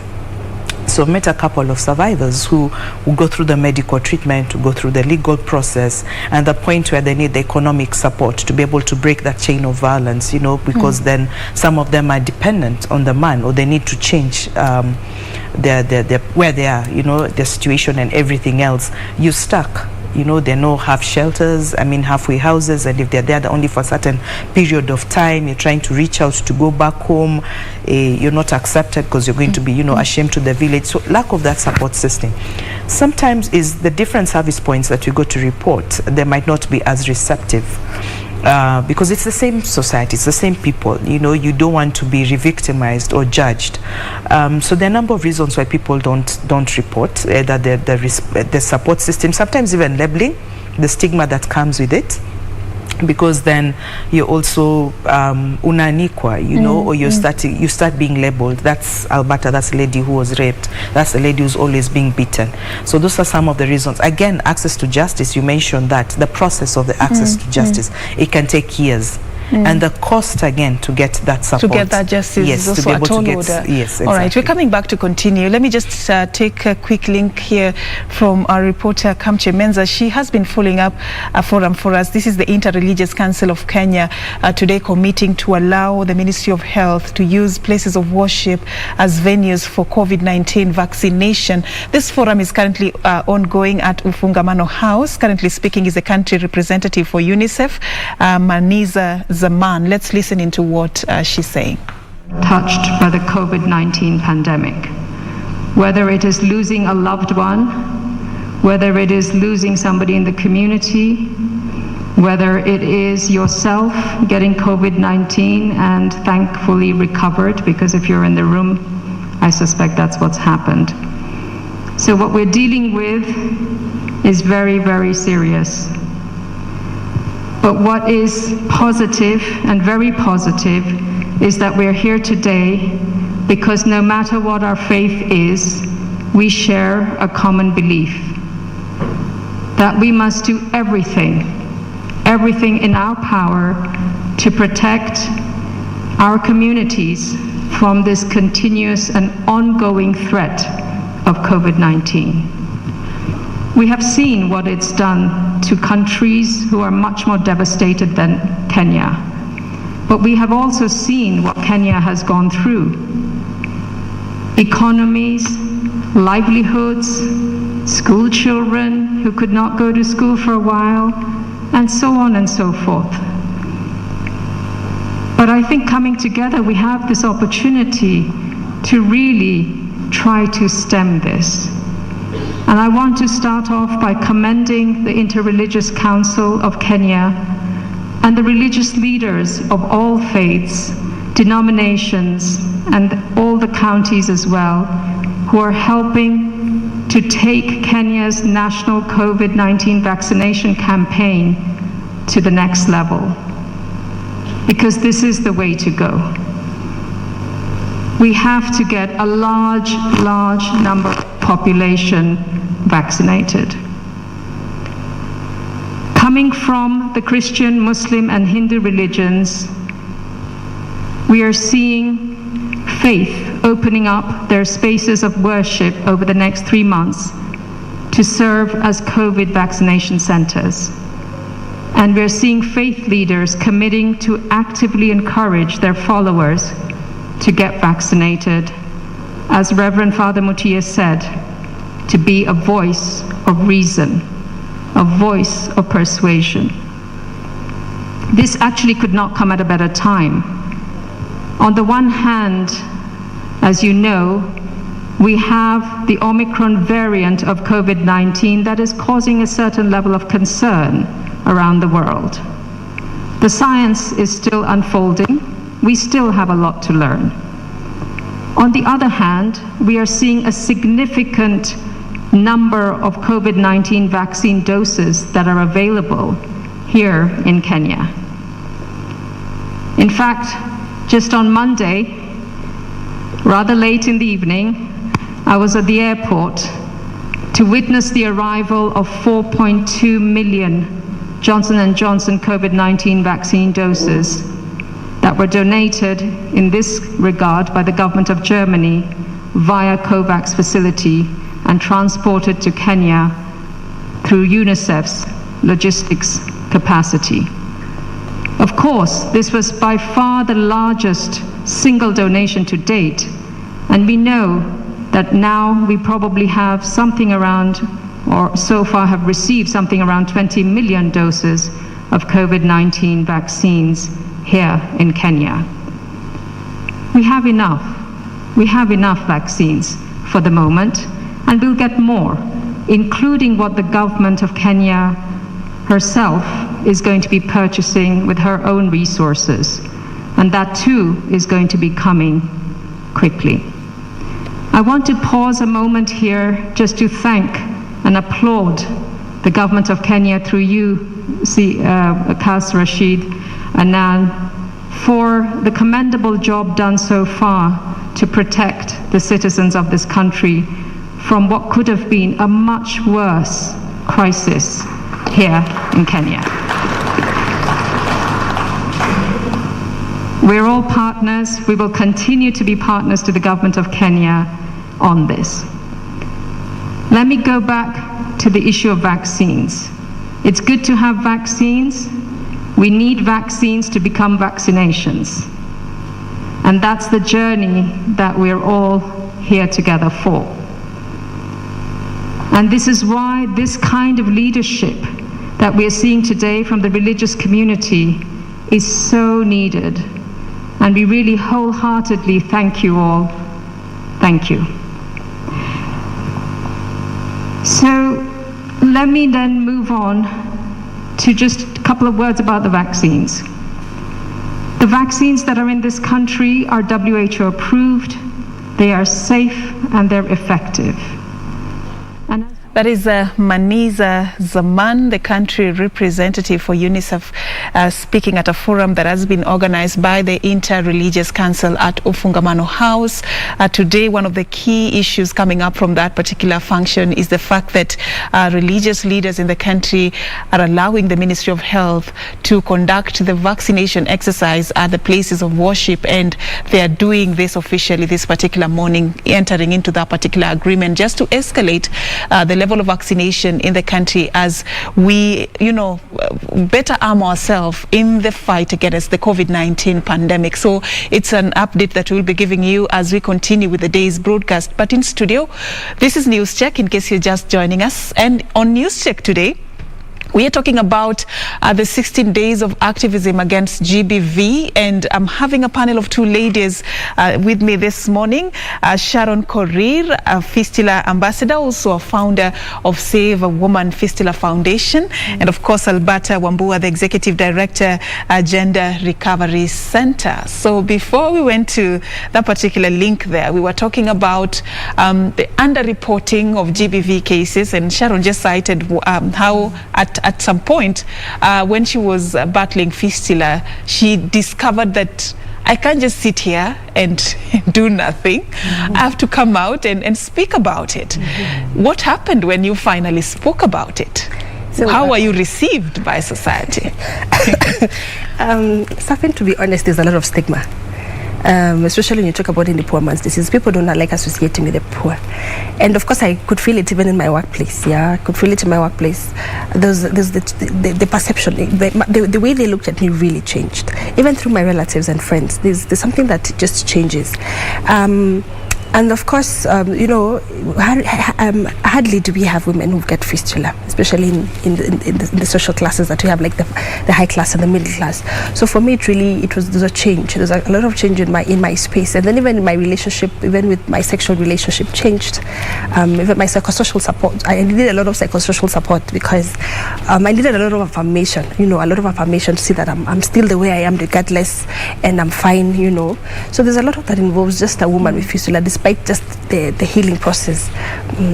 What were some of the unfortunate things that probably happened or people said at that particular moment that probably later, now that you're an ambassador, came to teach you something about what needs to be done to raise the level of awareness about fistula?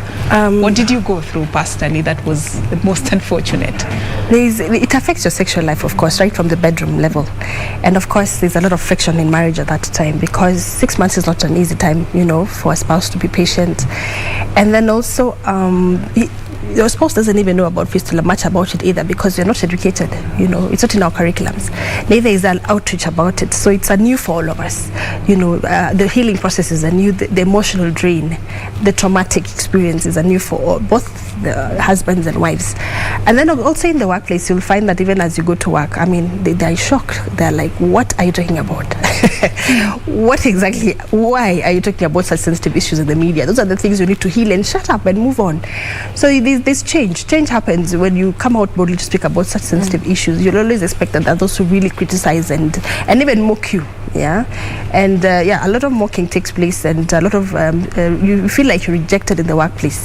Things change at home, in the home level, in your friendship space, and even in terms of your work ethics and relationships. Yes. Alberta, there could be somebody who is watching right now and they are going through a certain phase. Probably they've been a victim of some form of GBV, and they're still in that, closed up in that small space. They do not know how to come out and speak about it.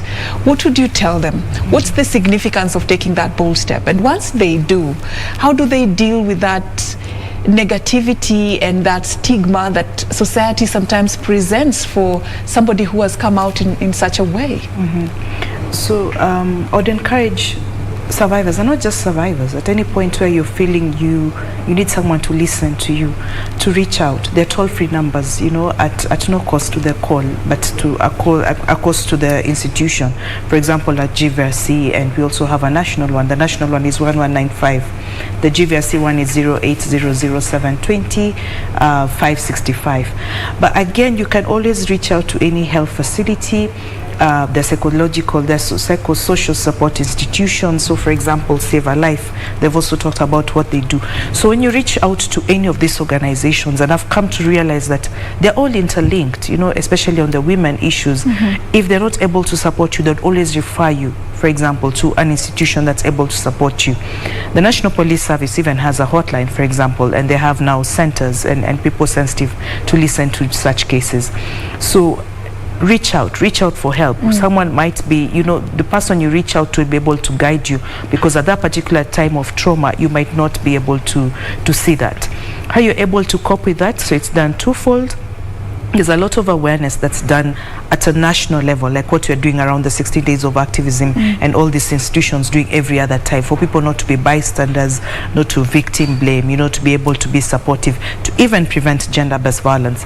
But again, when you go for the psychosocial support, there are modules or there are ways of engaging to help you also to be able to get a support system, but also cope with all the negativity around and help you heal. I'm coming back to you just to pick up on that particular point, but very quickly, we want to also just take a brief link here by a lobby group known as Hapo VP Movement. Currently, they're having a presser at Fairview Hotel. A lot to be discussed. Among the issues they're focusing on this morning, I understand, is offering the way forward on the BBI initiative. Let's listen into what they have to say. Tenders and contracts, you're actually officially in the corruption business. So I've been in the corruption business. In that business, I've learned a lot. I've learned that it's a brutal, very deceiving, very damaging business. And one of the things that we must change and tackle is corruption. I've not made money from the corruption. I've actually lost money because it's a mindset. It's a mindset, the way you present yourself, the way you speak. But at least now I know what corruption means, and I can talk about it. Those who are aware and are conversant with the book of Job, Job once said, I knew about God, but now I know God. So I could say the same. I knew about corruption, but now I know corruption.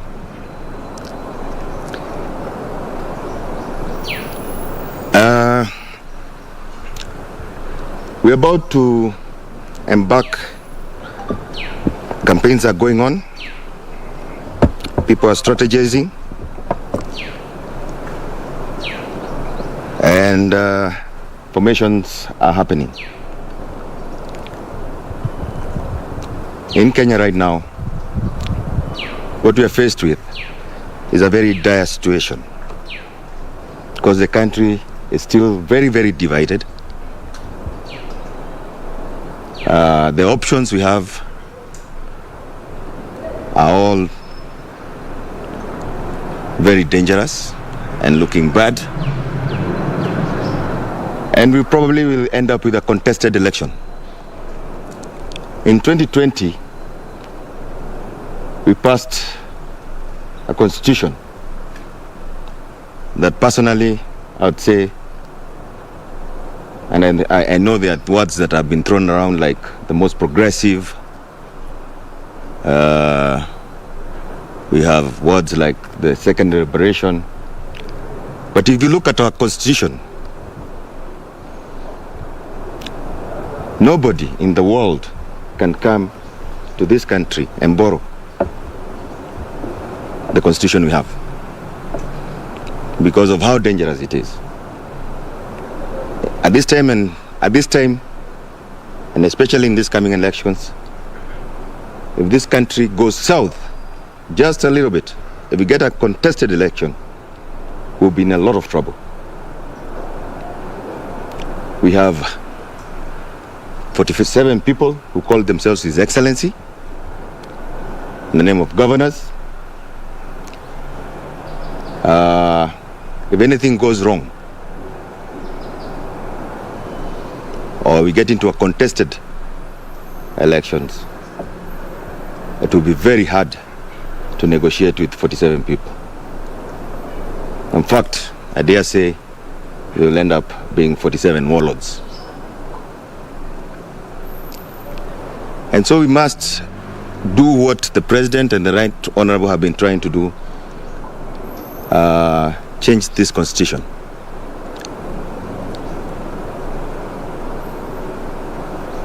We have a case coming up, I think on the 18th of January. We as a Hapo VP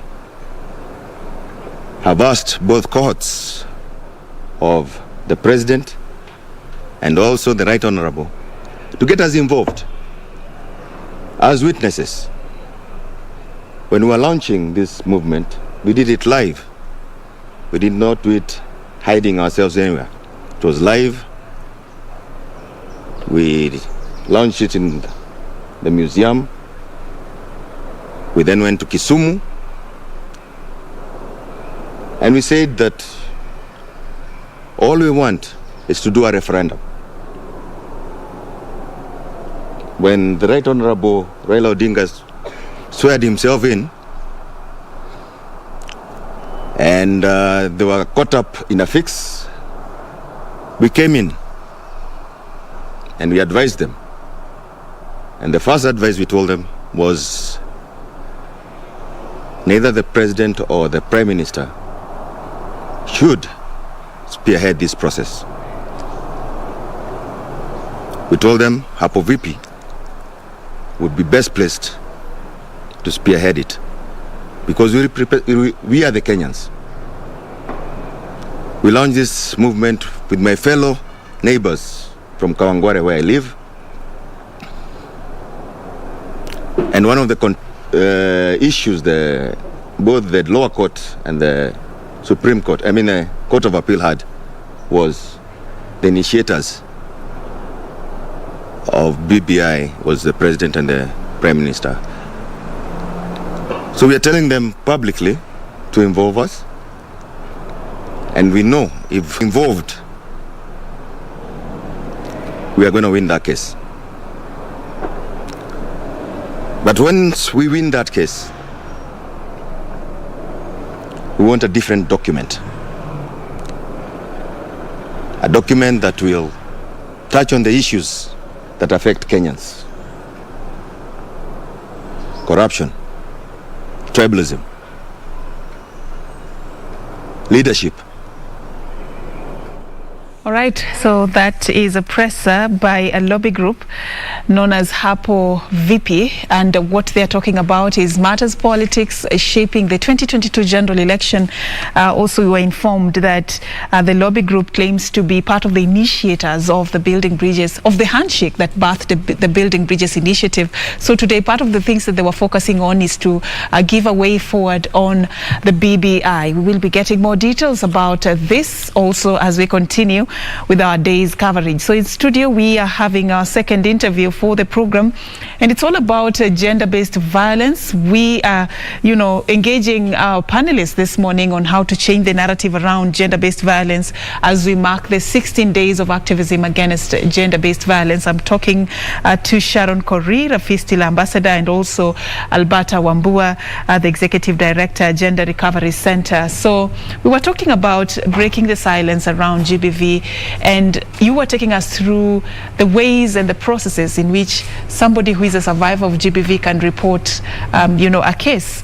And I wanted to probe you on, there could be that fear that once I do that, I'm coming back to this same old society, same old community, this family.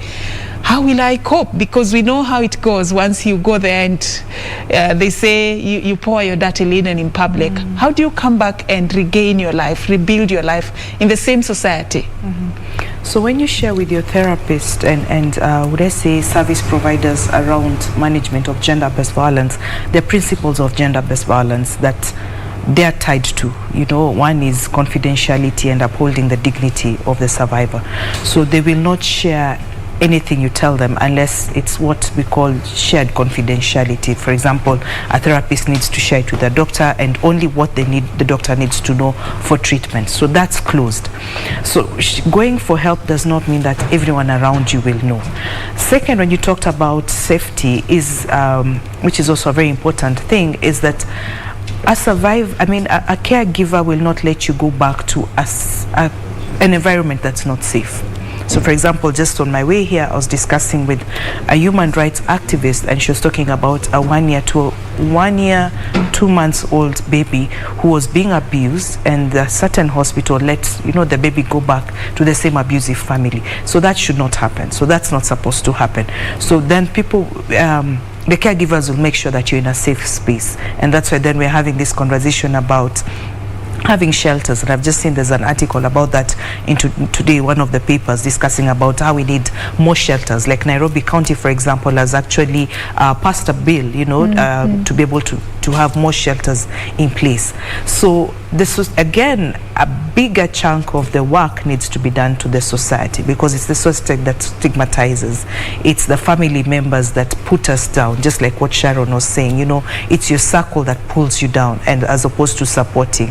So a lot of awareness is also then needed across the country to be able to avoid one bystander attitude, so that then if this person is being violated, I need to come and hold their hand and support them and do this and this for them to not be abused. So this is done in different spaces, whether it's in schools, it's in churches. So there are discussions and there's work going on around creating awareness. All right, I want to come to you, Sharon, but this show is on and off because we are trying to help our viewers also keep track of what is happening in the country. And currently at the event where the religious leaders were entering into an agreement with the Ministry of Health to use places of worship for vaccination. Currently speaking is the Health CAS, Dr. Rashid Aman, speaking now at that particular function at Ufungamano House. We'll cross over very quickly there to listen into what he has to say before we come back and continue with our interview. These 4.6 million will come up and receive their second dose within the specified time that they have been given. So we need to take up these 13 million doses of vaccines that we have. And also I should mention that most of these vaccines also have a shelf life.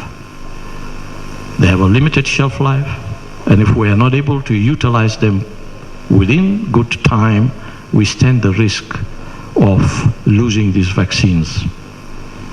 By getting as many people vaccinated as possible, the major step we shall be taking towards this direction.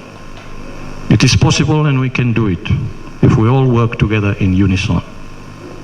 As I said earlier, we have about 22 days to the end of this year.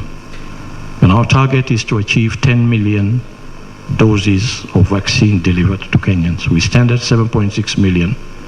I believe with this campaign, the kickoff of this campaign, and I'm very happy to hear that today about 15 other counties are also kicking off a campaign. I believe that we can reach this target, and we should strive to reach this target. It's not difficult to do that. We have been vaccinating during our peak times of vaccination. We have attained at least 100,000 vaccinations per day throughout the country. If we expand this campaign, I do believe that we can reach this 10 million target. The government recognizes the efforts played by all the religious organizations in the country to better the lives of our people in many spheres. They include and are not limited to health, education, to spiritual nourishment, among others. The religious organizations are an integral part of our society, and the efforts you make to better the lives of our people are not only commendable, but very much appreciated. And in government, we are happy to be associated with you and assure you of our continued collaboration, not only during this pandemic, but any other issues that may arise from time to time that are going to concern our community as a nation. Recently, His Excellency, the President, Uhuru Kenyatta, on advice from the National Emergency Response Committee on Coronavirus, lifted the curfew that was on for more than a year since the pandemic struck. We also increased the number of people who could attend congregational services at places of worship. And I know that this was good news to many of us. He also directed the religious ceremonies to be conducted in strict adherence to COVID-19 preventive guidelines in a bid to enhance social, spiritual, and economic recovery. I am sure most of us recognize the delicate balancing act that managing this pandemic requires between lives and livelihoods, and that is how it has been all along. On the one hand, it is a health issue, and we want to protect the health of Kenyans. On the other hand, it's an economic issue that also can result in death of Kenyans because of losing their livelihoods. So as a government, we do consult and we work with partners to arrive at the best solutions that we can put in place at any particular time of this rapidly evolving pandemic. As a government, we shall continue to encourage you to comply with the Ministry of Health protocols in your places of worship, as well as the activities that you undertake for your faithful. On this, I am happy to note that the majority, if not all the places of worship, have done very well as far as these protocols are concerned. However, you must not relent. Please ensure those visiting your churches and mosques and other places of worship strictly adhere to the... That is the Health CAS, Dr. Rashid Aman, currently speaking at Ufungamano House at a function where the religious leaders are entering into an agreement with the Ministry of Health to allow places of worship to be used as places where the officers can conduct the ongoing vaccination exercise, and also talking about the ongoing war against COVID-19, the progress that we have made and what else needs to be done. We will be giving you more details about that as we continue, but in studio we're just about to finalize our conversation with Sharon Korir and Alberta Wambua, and I just want us to take this to the next phase, the way forward on this. We've talked about the lack of people not coming out to report some of these cases, but we also need to be sensitive to the fact that our level of investment in efforts to eradicate gender-based violence is quite lacking as a country. Let's talk about what needs to be done, what change of strategy is required if we are to win this war. I'll start with you, Alberta. Thank you. So we need to call it out, call it out as a community, bottom line accountability. So get the public accountable, get the right stakeholders accountable, all of us just to be accountable. And then in every space that we have, it's the Ministry of Education, have conversations in our schools around child protection and gender-based violence. And if it's in our workspaces, there's a lot of sexual harassment and abuse that's going on in our workspaces, addressing that, If it's in the church, seriously, and the mosque and the places of worship, discuss inequalities, and power imbalances and what needs to be done right. If it's the laws, they're there, so now implementing the same, holding people accountable, access to justice for survivors to be able to reduce that impunity. But also being bold enough to discuss it, being bold enough, like we were earlier discussing with Sharon, and I was telling her, for example, what's the prevalence? Is it a study, or is it something that we need to say, these are the statistics? So how then are we able to address it? Because once you have that information on the table, and then you're pushing people to have the right resources, if it's personnel, for example, having the right personnel to be able to address. So long and short of it, for me, to be the principle of accountability and make sure that everyone is accountable and put resources where it matters most. Yes. Okay. Sharon, you in this field now as an ambassador, you've turned your pain into purpose, trying to change the narrative around fistula, to be specific. What are some of the gaps you're seeing, and how do you recommend those gaps are filled? First, as we had said earlier, there's need for creating awareness. So much has to be done in terms of outreach, getting to people be educated, as we say, throughout education level, whichever level, through primary, high school, whatever level that you can actually be defiled or be raped and get a fistula. So it affects both women and girls. And then another thing that I would say is we need to have policies. Yeah, we need the Fistula Act. We need policies for fistula. We also need our reproductive health bill that is being championed by Honorable Kihika to be amended to fit into fistula. As opposed to what she's done, which is well in terms of termination of pregnancies and all that, and postnatal antenatal care and surrogacy, which she did very well. But we need a provision for fistula work. And then there again, the government needs to come in terms of giving funding to fistula work. We need to reach out to the marginalized areas, even to Turkana and Kajiado, North Kajiado, everywhere, all around the country, because it's a condition that is there. And about 30,000 to 300,000 women still have fistula on the ground, yet they're not being able to get surgeries. A concern just came in for me here that I didn't get to ask you what Save a Woman, Fistula Foundation is all about, because you're encouraging women to reach out to some of these spaces, take advantage of this. I mean, what is it all about? So Save a Woman Fistula Foundation is a beacon of hope. Yeah, it's a safe space for women to come together to share their experiences and know that there is, that you can still get healed. You can still go back to back to the way you used to be psychologically, even physically. Then also we plan to partner with other organizations, since we are still a baby foundation, to be able to give quality obstetric care, meaning surgeries and the like. Then also one of our objectives also is to ensure that we have legal framework for fistula. We need legislation, we need policies, so that it will be a good background even as we run with our strategic plans all over, and even getting to back up as we address matters government. So those are the things that we do. And so far we are about a year old. We're turning a year in December, so we are still a baby. We are looking up for funding and partnerships. And so far we have done Kenya Human Rights Commission, and we are ongoing to do FIDA and so on. And yeah, so that's where we are at now. Thank you. Okay. Alberta, are we making progress in the legal side of this? Access to justice for survivors of GBV. The other day, the CJ Martha Koome was talking about having special courts to handle GBV cases. Seems like there's a big problem in how we are, dispensing cases of GBV. What would you say about that particular aspect? So there's great progress. I mean, there is, we're taking the right steps in the right direction, and one of it is what you just mentioned, CJ Koome talking about the special GBV courts that are to be set up, because then it reduces, would I say, the stigma, because then a lot of times you'd have the survivor sitting in court and there's everyone else, and you have to reshare your story.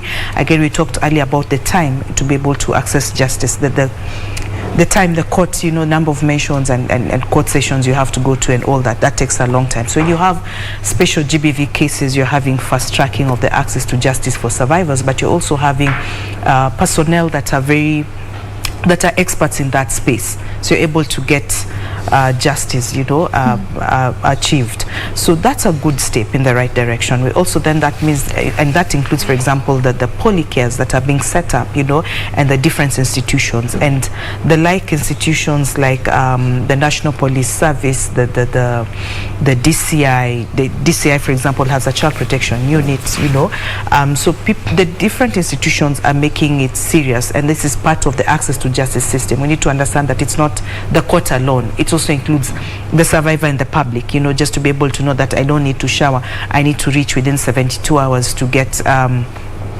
evidence and to get the prophylactic treatment. So all this contributes to the access to justice. So there is great progress, because then that means we're having courts, across the country, and including mobile courts that people are able to address the same. FIDA, earlier we talked about FIDA. For example, around the COVID situation, they had the virtual, they call them virtual courts. When they started, we had these virtual spaces within FIDA. So there are all these organizations that are playing a big part to be able to address that. So there is right direction, yes. The laws and policies I would say that they're good and they're there, and a lot of them have been able to come into place to address gender-based violence management. It's now then the implementation of the same that needs to be done. What weight does the out-of-court settlement carry in the war against GBV? Has it impacted, access to justice in some cases? Maybe to what extent? Sharon, the lawyer, should know better, but I believe that gender-based violence, I don't know whether it's all of them or some crime of it, it's against the state. So you shouldn't be having kangaroo courts. Yeah, and that's what pulls this whole gender-based violence issue down. But some of these cases do not see light of day. Today, a case is presented in court. A few months down the line, nobody's coming to appear for any mentions. What happened in between? In all criminal cases, Safin, the math is not out of court settlements. No, yeah, unless it's a civil case, that's between parties. Yeah, but anything that is against the state must be in court, heard in court, and eventually, of course, prosecuted if need be, or acquitted if there's no proper evidence. So sadly, what I think that the problem normally comes in is that evidence. When a person is raped, what do you do next? How do you report the matter so that you don't take a bath and all that distort evidence? So that goes again to the awareness, back again to the village jail, that to end the people at the grassroots to know what you're supposed to do. Then again, they can empower the rest on what they ought to do in terms of a situation like that. Thank you. I also need to mention that a lot of survivors will go for medical treatment and not follow through with the access to justice. So at GVSC, only about 15% will do that. And it's because one of the long court process, it's also the cost. And then about 68% of the alleged perpetrators are known to the survivors. Remember earlier when you're talking about how do you go back to the same family? How do I go back? How do I take my employer to court and I still need that job? So there are a lot of things that dependency and a lot of things that come into play, and that's why you're not seeing a lot of cases, for example, being addressed. There's also challenges about the evidence, the chain of evidence or the evidence management. You know how it moves from the hospital, from the survivor to the hospital, to the police, to the court. How is it interpreted? How is it stored? How does it move? The evidence you mentioned about earlier. So those are all the other gaps that also need to be addressed. Where I'm coming from, though, is cases whereby this survivor came to court first time, second time, and then somewhere along the line, they no longer want to be part of that particular case voluntarily. Some would cite, they've settled at home or whatever it is. Is there something that is done or could be done in certain instances such as this? Wow. Or the case is just left like that? There's no way that's the scenario. It cannot be left just like that. Yeah, so probably if the case was to be adjourned, then again more evidence coming in, even witnesses to come in, then the case would proceed depending on the circumstances of the case and depending on the scenario. But it can never just be settled out of court. Warrants of arrest that are even done. That will and they'll come for you to make sure that you go to court and give evidence, including the doctors where I work. Yeah, so you have to go and give that evidence and see it through. All right, so that's taken care of. Okay, so as we're just about to wind up, I want us to talk about something that also touches on intimate partner violence. This is something that many people don't really feel like is addressed as other forms of GBV. Why is it taking the back seat? Why is it, when you observe the trends of the cases that are reported, many will just be maybe when it's about a marriage, this is something that is private. It doesn't come out in the open. I don't know, maybe if you can comment about that. I guess it's how we are socialized, being brought up, but also how we are socialized into the marriage. Or maybe I could also add the very inadequate preparation to marriage. For example, when I got married many decades ago, but when I was getting into marriage, I don't think it was the same as how it was before. So you're going to a couple of counseling sessions and that's it. So no one tells you there are all these changes that happen, or your needs change, or you both change, and how you need to adjust and things like that. Again, the support system. So you'll go home and complain and wako hivo, he's providing, it's fine. So people do not, and again, the support system, it talks about how society will stigmatize and treat you so, like you're the problem and the blame game. And then we also want to live, I don't want to call it Instagram, but we also want to show this face like everything is perfect, working, yeah? you know, in all the social platforms and everything else, and not discuss it, and we don't see the seriousness of it. So maybe COVID also, why we had a lot of also a spike in intimate partner violence, is that, you see, I would come here, I would come and work with Sharon, yourself, and everyone else, and then in the evening would go home, and then there's homework, there's cooking, there's what. Husband comes from the pub or wherever, we sleep, we wake up. Now COVID, we are stuck together. You're getting to know your partner. So there is a lot of intimate partner violence. So the questions about it, for example, would include emotional abuse, that people might not even believe that that's a form of abuse. There is abuse like marital rape. You'd go and discuss with people and they'll tell you there's nothing like marital rape. All that is intimate partner violence, but people don't address it. There are issues like economic violence, but no one is going to talk about economic violence, you know, the lack of your conjugal rights and things like that. So people don't see that as intimate partner violence, and that's the reason people don't talk about it, I guess. Okay. There is this aspect of, you know, when you shared in your story with us earlier, you said, you know, there are people who could not believe that this can happen to somebody like you, as beautiful as yourself. Do we sometimes miss the point when we are addressing GBV, you know, branding that this is a problem that can happen to other people but not to other people? Yeah, I think it does. It does. You could not expect somebody to get fistula out of rape, you know, or a girl out of defilement. So yes, I agree that it goes again back to the society and being educated about it, because it's not only a problem as disease or ladies in the marginalized areas getting fistula. It can happen to everybody and anybody. And with what I've been doing in terms of creating awareness, I've even met retired pilots who have a pilot particularly who has gotten fistula, but she's still of the view that she does not want to be mentioned in the media or anywhere. So you can imagine this is a learned person, a pilot, you know, living in a market in a very, you know, fancy place in Nairobi, and still is not there yet to share the experience. So you can imagine how far we are in terms of fistula. We are, but we will get there. We are not yet there, but we will get there. We will get there. The theme is to orange the world. Yes. And violence against women now. And violence against women now. I'm more interested in the now. The now is the powerful word for me in that particular theme for this year.